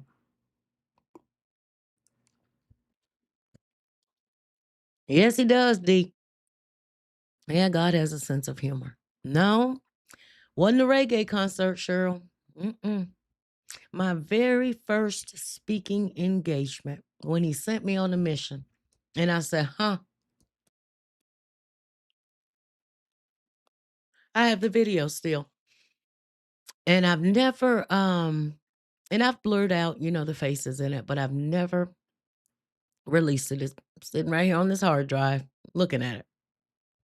My very, uh, at a women's shelter. No, it wasn't that easy.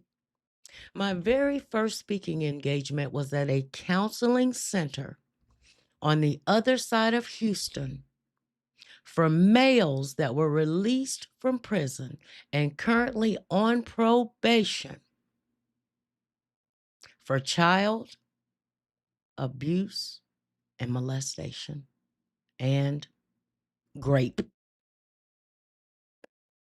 Mm. hmm All men, all men at a counseling center right over on the other side of Houston. Yep. hmm Let me tell y'all, when I walked into that room, it was a long table. So picture this way. I'm standing at the end. It's a long table. You have all these men on both sides. And I remember one guy specifically, had these big biker shades, goatee, arms are folded, and they look, and I'm like, "Ooh, Lord, give me the strength, give me the strength. I ain't gonna be able to do this."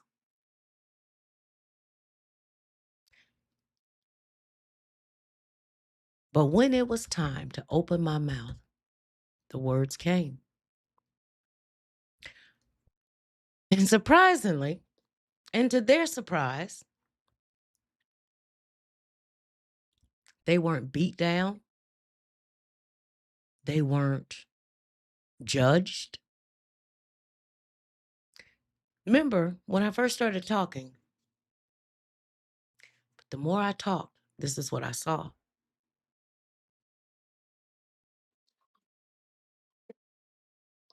And I'm telling them my testimony and speaking to them.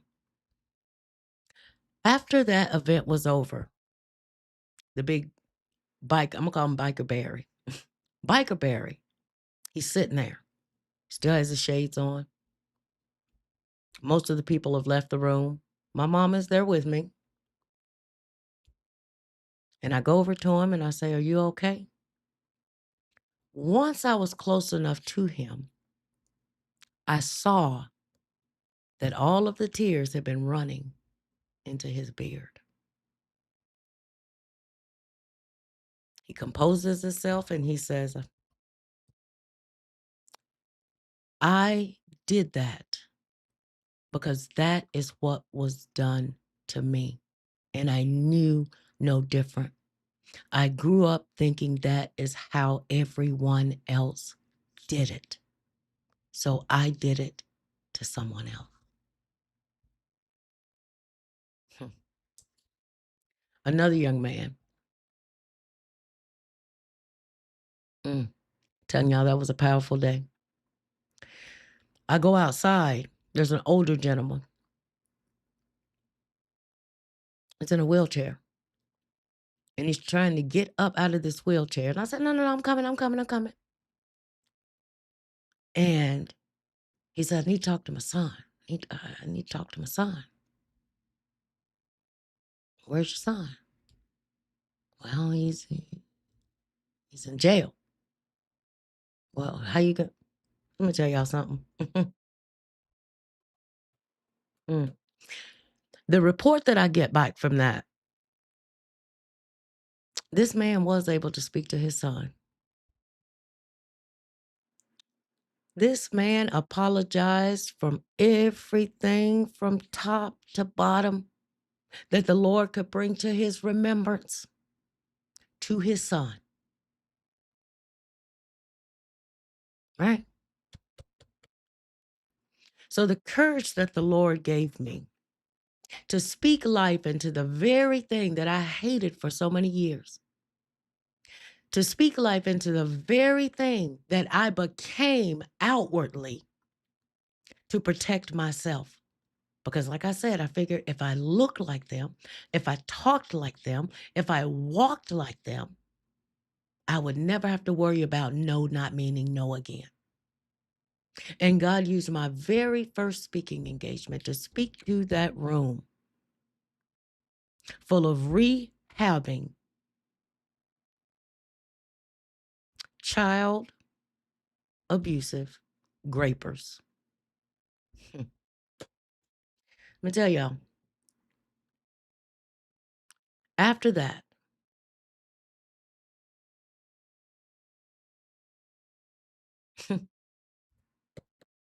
it starts again. You're still not done. It's still time.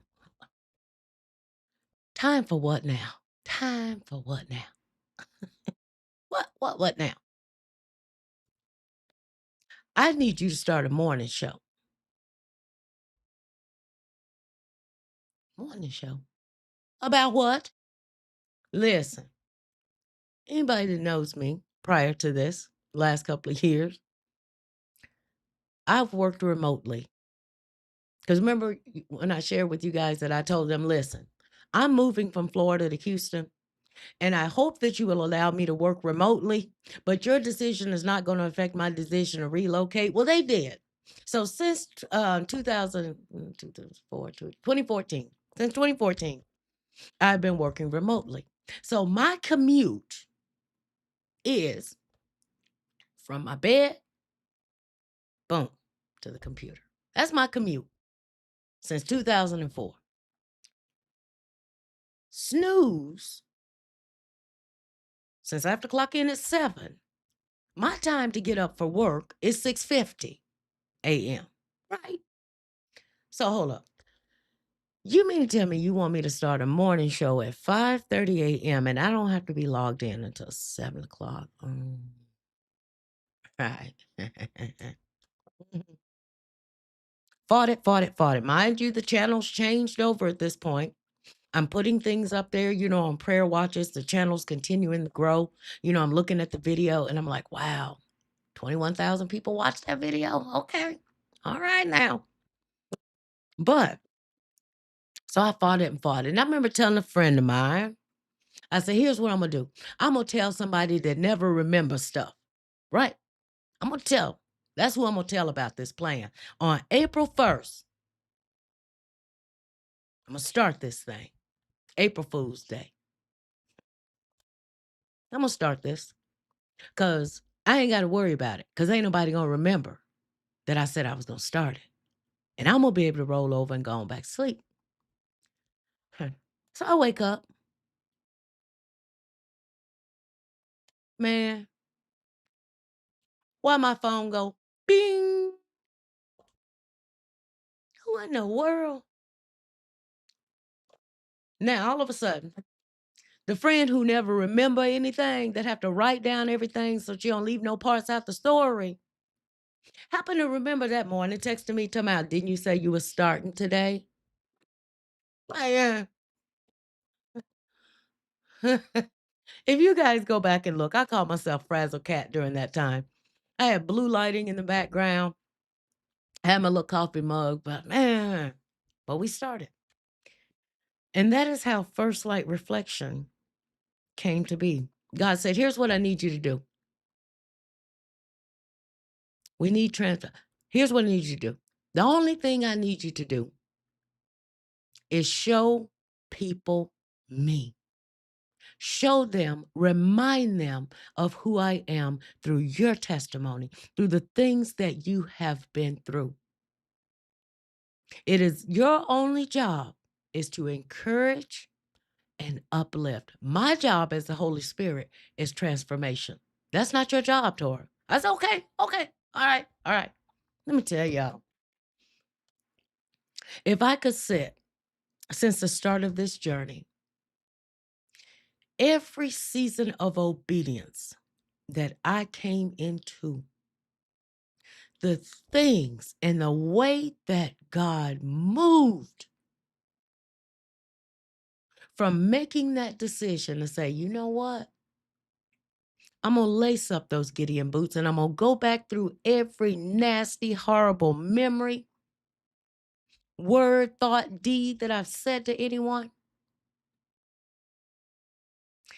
Every season, new season of surrender. Man, I can't tell you, won't he do it? Won't he do it?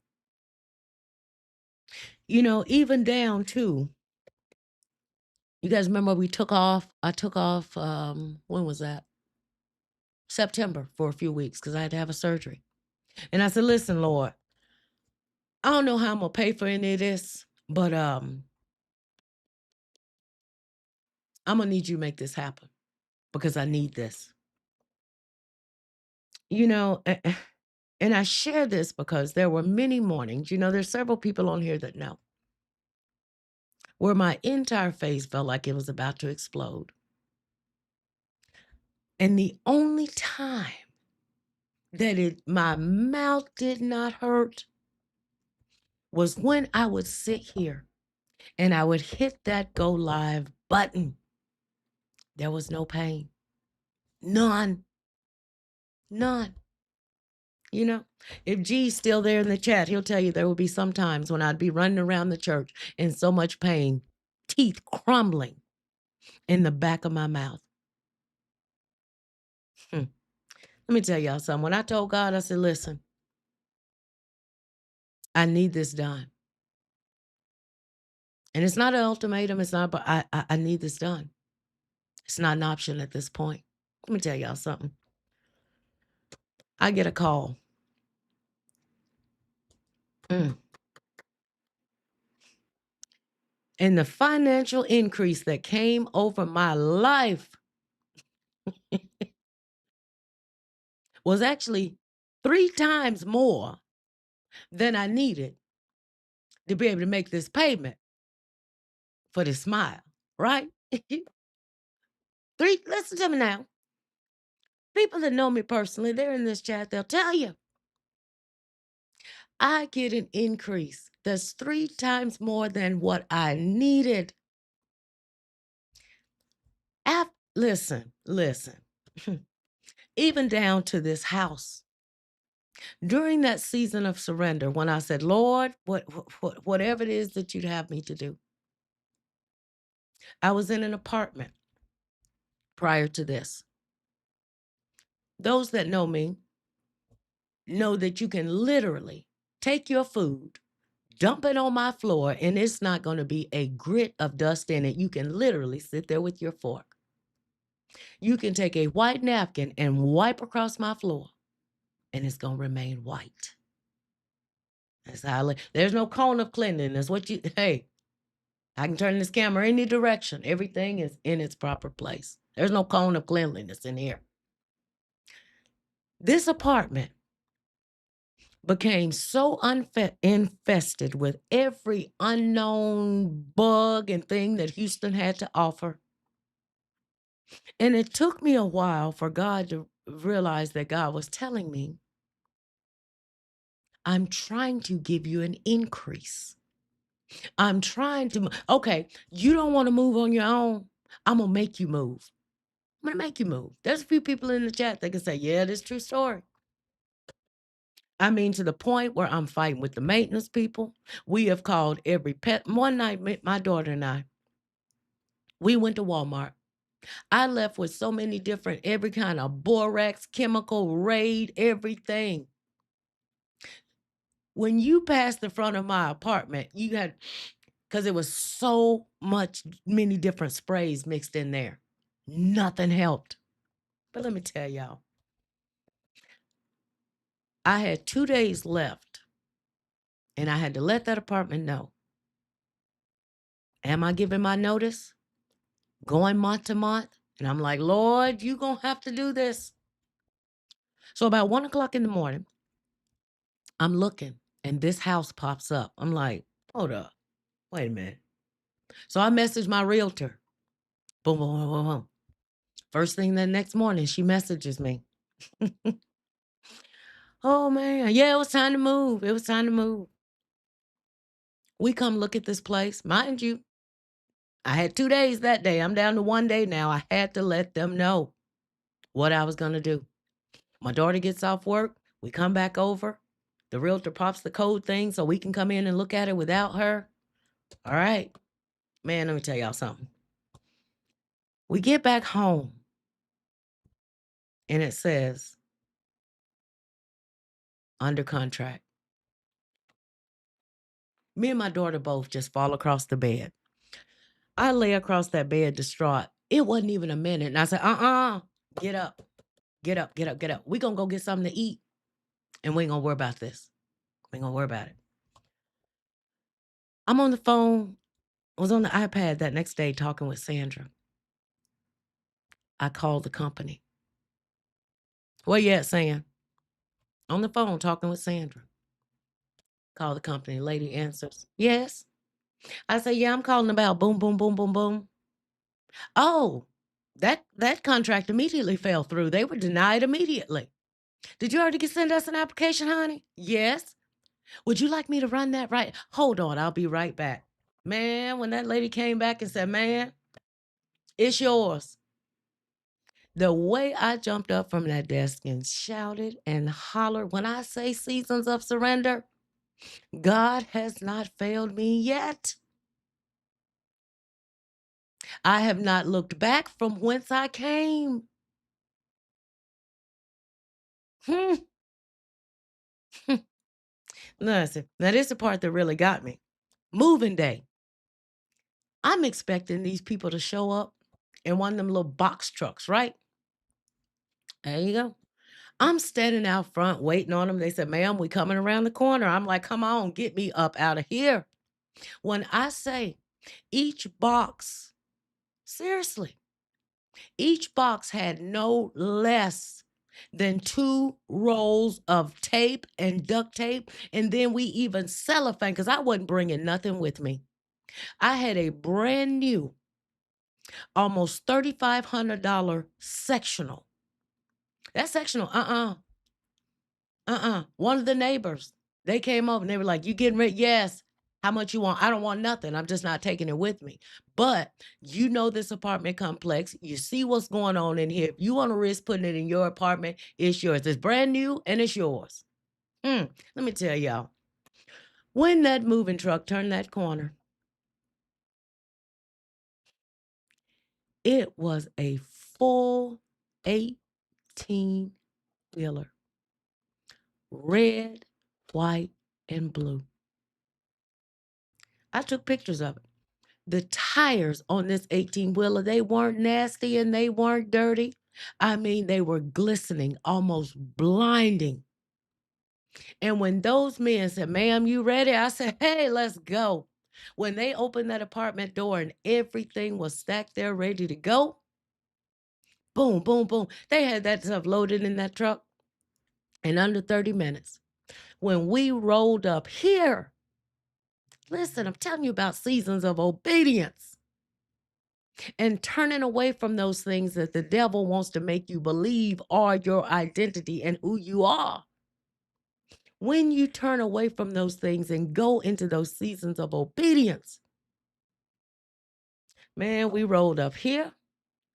When I tell y'all, I have had nothing but a peace that surpasses all understanding. I believe that apartment was maybe 700. It wasn't even 800 square. Might have been 725 square feet, a 2-1, 2-bedroom, 1 bath. I don't even think my daughter's bedroom was as big as this.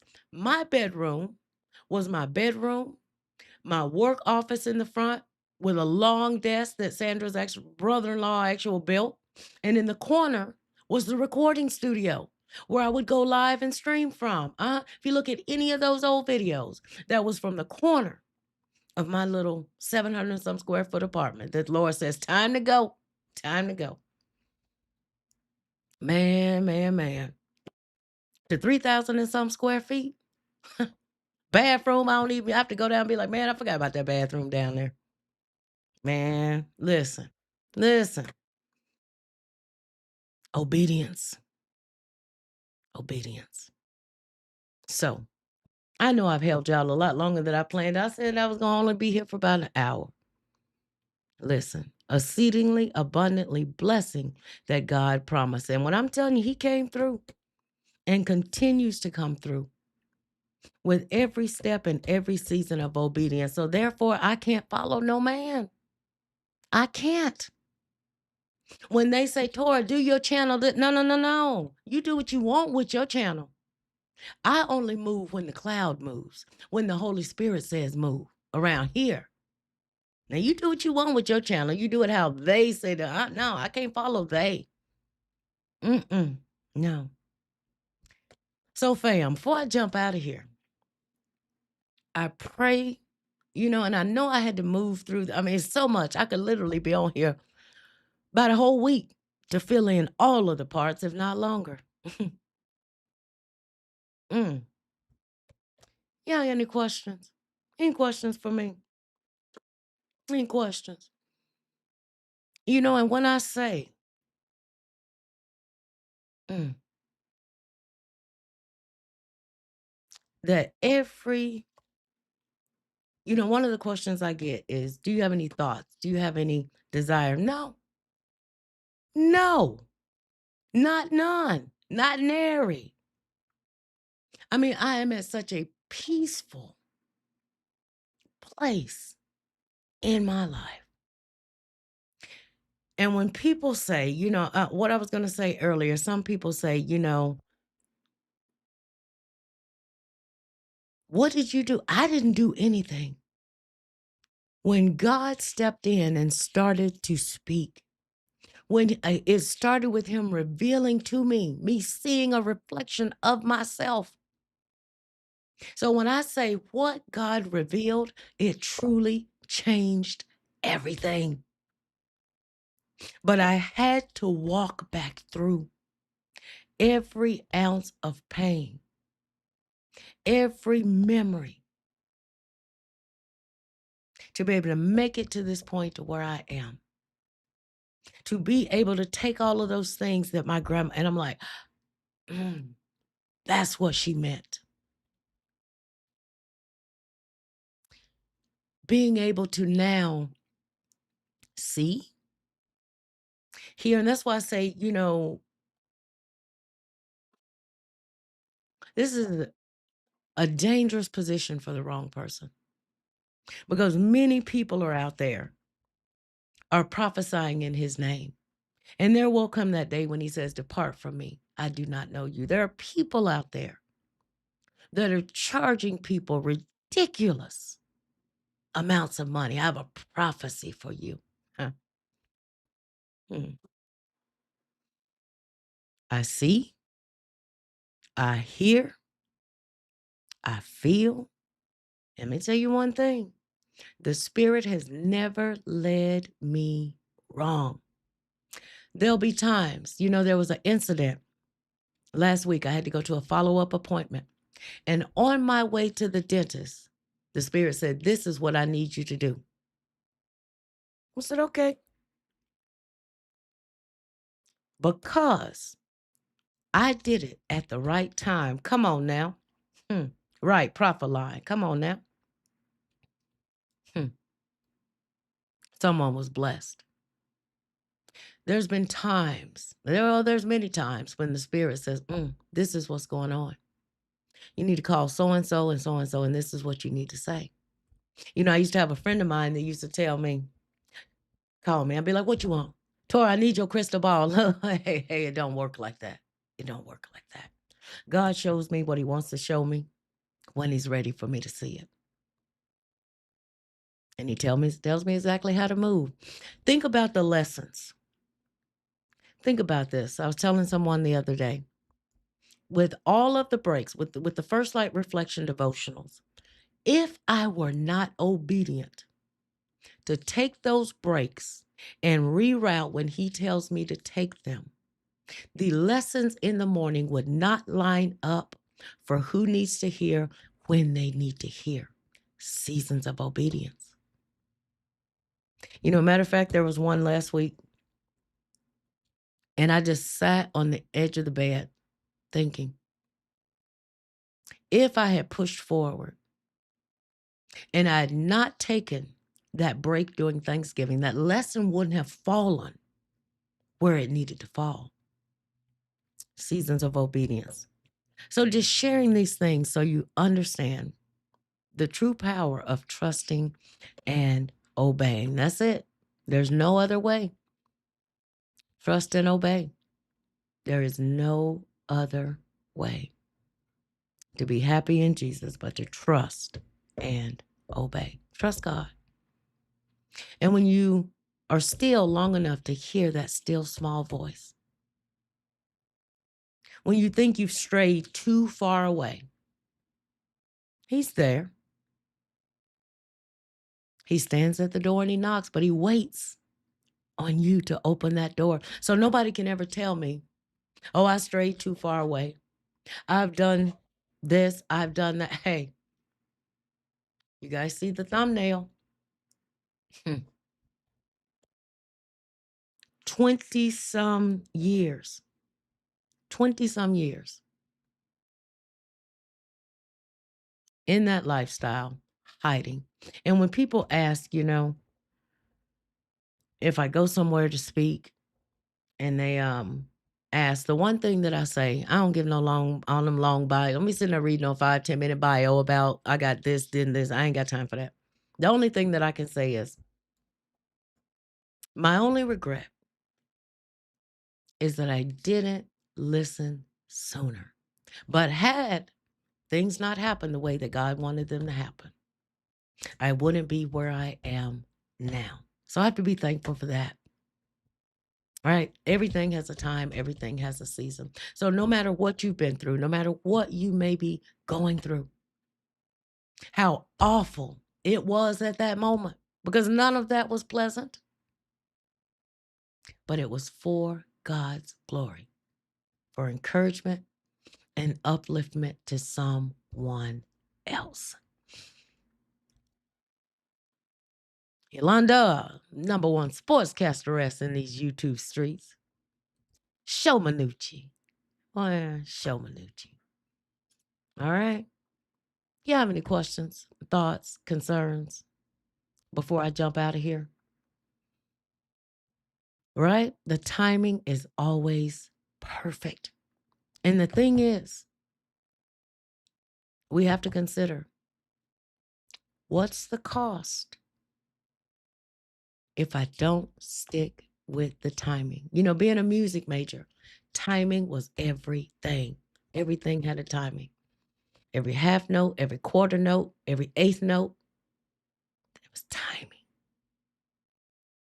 Every 3/4 rest, everything. Every 16th note, timing. Trust God's timing. Keep the rhythm, keep the faith, no matter what. And let there be nothing that no one can do or say to convince you otherwise when they say God cannot truly go in and transform a person's life, change them from the inside out. And this is the last thing I'll tell you. There was a friend of mine that also had a radio station at the same time when I had mine in Detroit. And I remember when I called her and I said, Mama D, something's different. Something's different. I don't like this no more. I don't like this. I don't like this. And I told her, you know, about the shopping. Let me tell you. She told me, she said, I've been praying for you for day one. But during that prayer, I loved you for who you are. And if you've ever wondered where I got the name, where'd you come up with tornado? She gave me that name. She said, you're just like a little you're just like a little tornado. I'm 75 years old. And you got me building websites and radio stations. Can't believe this. You're just like a little tornado. You come in people's life and just, that's where the name came from. But that morning on Sunday, she would do she had Rockers Corner Radio, and she would do a Christian music on Sunday mornings. And I remember on that Sabbath, after I told her, she said, make sure you listen on Sunday morning. And the song that she played was Change Me. You know that song? He changed me. Mm. Man, when I tell you. Now it's two things that could just make me start crying for 9. I'm like, I don't even know why I'm crying. Is watching a march to this day. It's hard for me to watch marching bands without crying because I know there's someone that is inside that marching band for the same reason that I was, for seclusion and protection, and it's become a safe haven and a home for them. And when I hear that song, Tremaine Hawkins, change me. Boy, you want to see me bust out just, I don't know why I'm crying. I'm just happy crying. I ain't sad crying. I'm happy crying. That'll do it. Man. There go Chief. Chief said, don't worry about the time. Just tell the story of how real God is and tell the truth. We need to hear a testimonial that will bring those out of bondage. So proud of you. That's my Chief right there. Yeah. A friend of mine who dealt with 3 rare forms of cancer said how God wants to use your life to save someone else's. None of your business. Full stop. Surrender. Full stop. Surrender. Waymaker, promise keeper, miracle worker, light in the darkness. Yes, indeed. He indeed did a new thing. Therefore, I sit before you.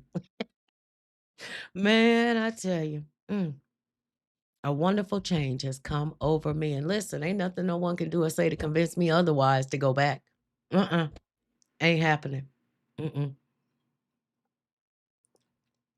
But what I am about to do, man, this pumpkin spice, this is hitting. Y'all see how pretty this is?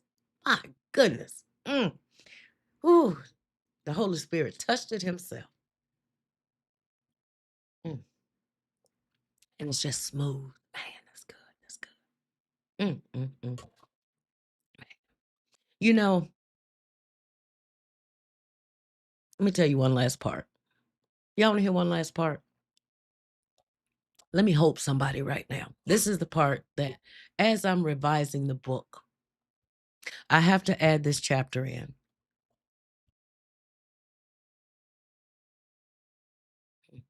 My brother, God rest his soul as he sleeps in peace. Now, if you followed me, what I said, I'm the oldest. Follow me now. Give me some ones in the chat if you're keeping up with what I'm saying without saying. I'm the oldest, the only girl. I have 4 brothers after me. My brother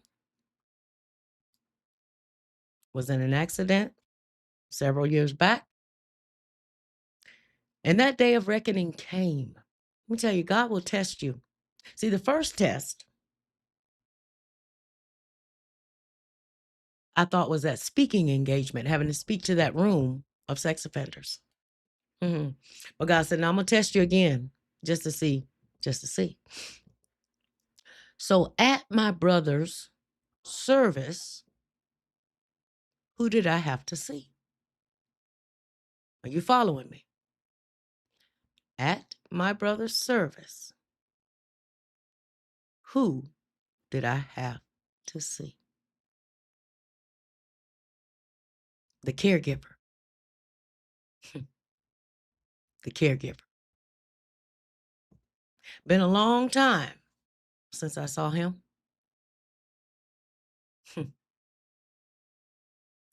Those that come on with me in the mornings, you often hear me say, "Do you see someone?" People call it karma, but I call it God's judgment and justice. You remember you've heard me say before, my grandma used to say, "Tur, when people do wrong things to you, if you're around to see it, that's God's blessing. That's God's hand on your life saying, see, told you I'd take care of it." But if you're not around to see it, trust and believe he's still going to take care of it. Have you guys heard me say that before? Mm-hmm. So this person is one of the 2 people that I'm referring to that really made me go, whoa. Ooh. Talk, talk, hunched over. But here's what's interesting. God said, I'm going to test you a little bit, see if you're ready. If you're truly ready to walk this walk.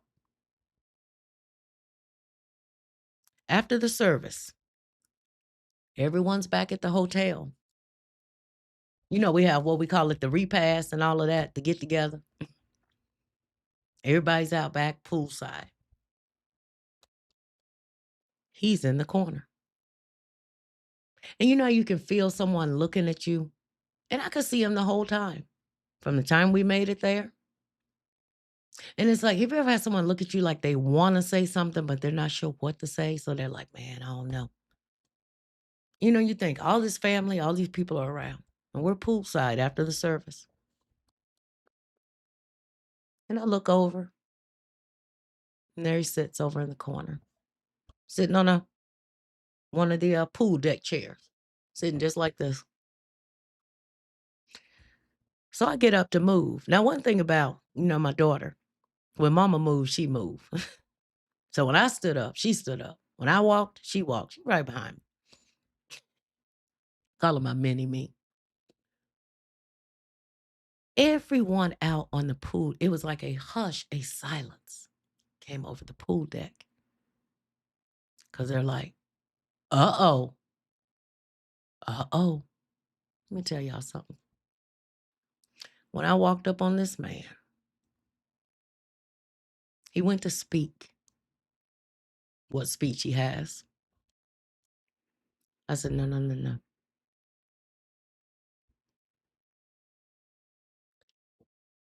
You are the father of my brothers. I have a different father. You're the father of my brothers. A different father, if you guys haven't figured that out.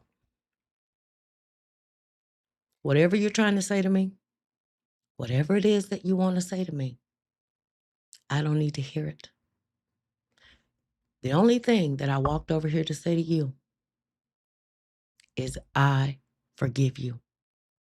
Go with God.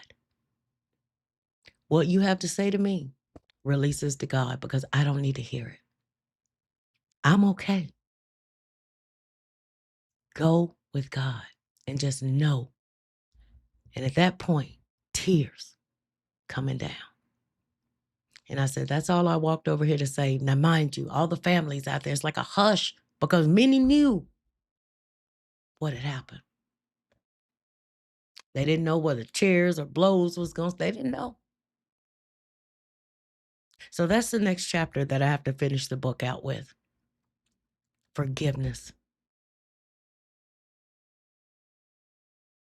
Looked him dead in the eye. I forgive you. And I meant it. Go with God.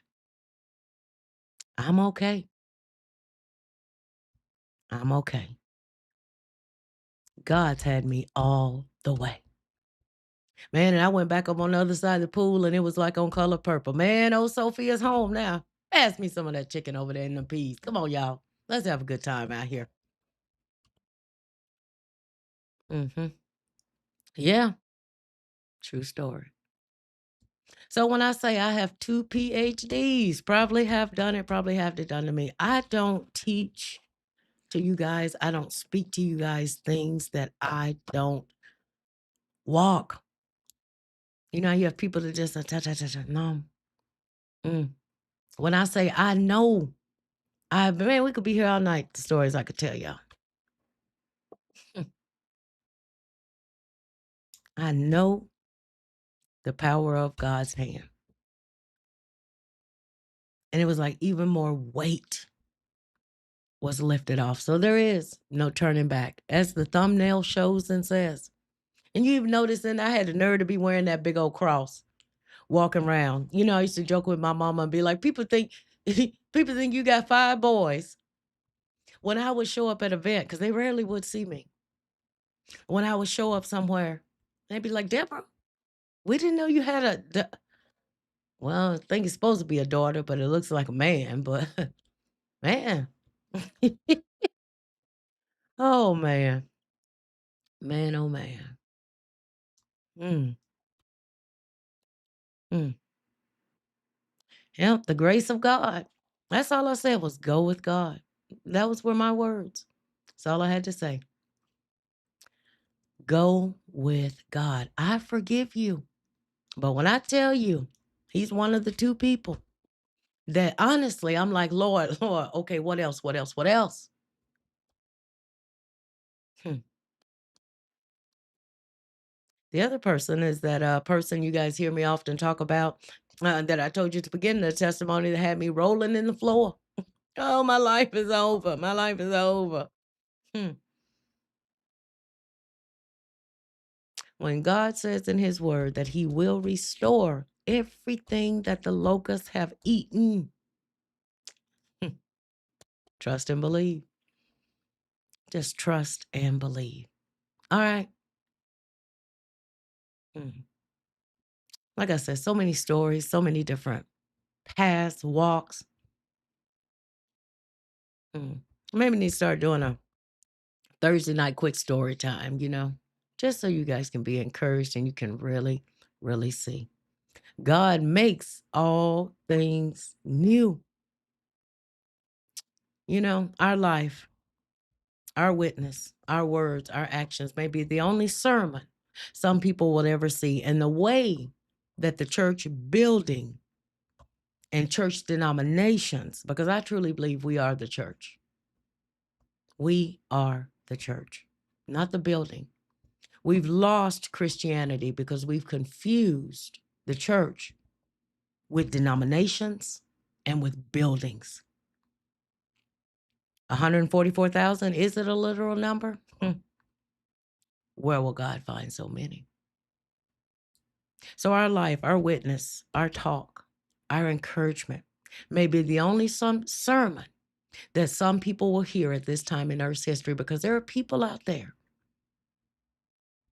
that are never going to set foot inside your church building or your church denomination. You are the body.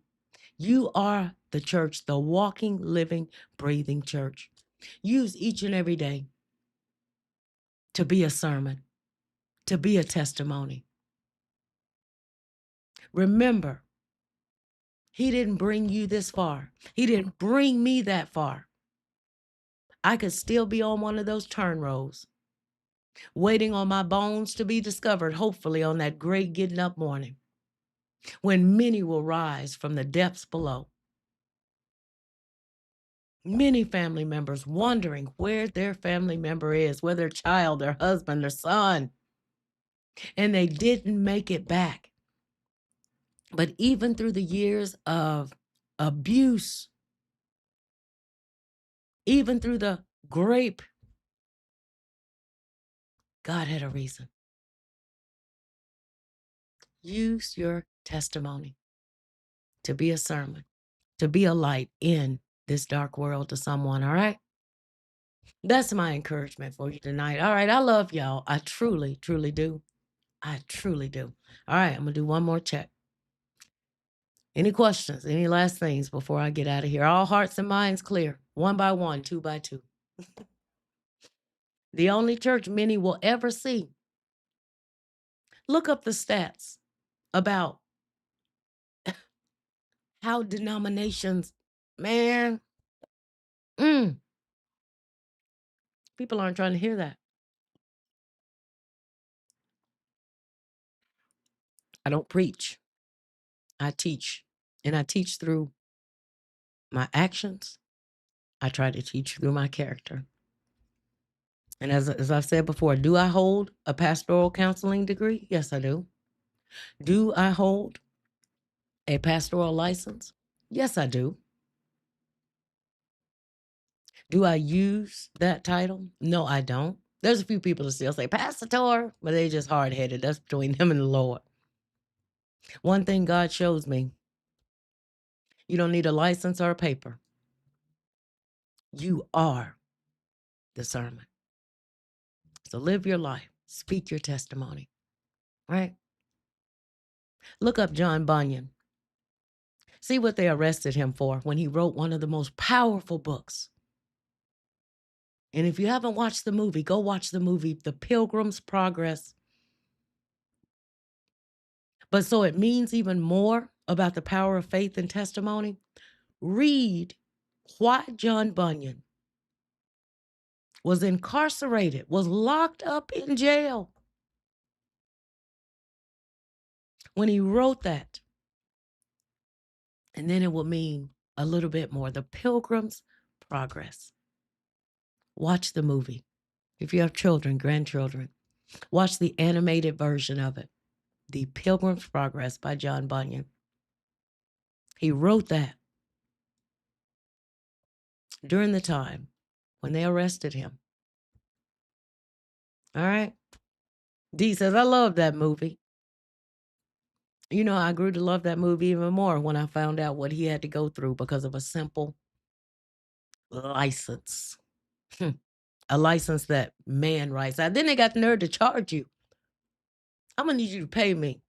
You know, I asked them jokers, I said, hey, can you take that pastor off of my certificates and put evangelist or just take that off altogether? You know what them people told me? Yeah. If you send us a cashier's check or a payment of $300, now you know what? Never mind. They can stay right in there in that frame in that closet because I don't need them. I don't need them. I'm good. I'm cool. I'm good. I'm all right. Oh, mercy. Amen. Let this light so shine tonight. We are the church. We are the church. And there's nothing no one can do or say to convince me otherwise that that's not 99.999% of the problem. We've forgotten what the church is. We think it is a denomination. We think it is a building. When you ask someone, you want to come to my church? We're not asking them, do you want to come to my church? Do you want to come to my church building? Do you want to come to my church denomination? Man, listen. I'll come back on that. Huh? I know, right? I know. He said, save it, save it. All right. So I'm going to get out of here. I love y'all. I truly, truly do.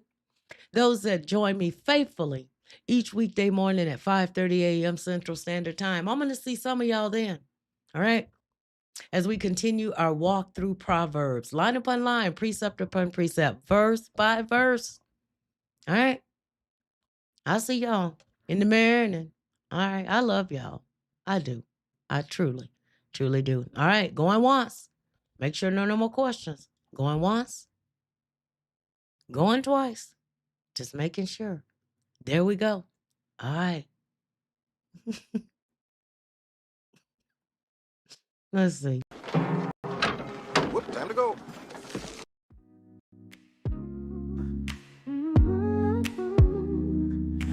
Wake up to the sunrise glow. First light reflections, here we go. Torah uses God's wisdom to guide us every day.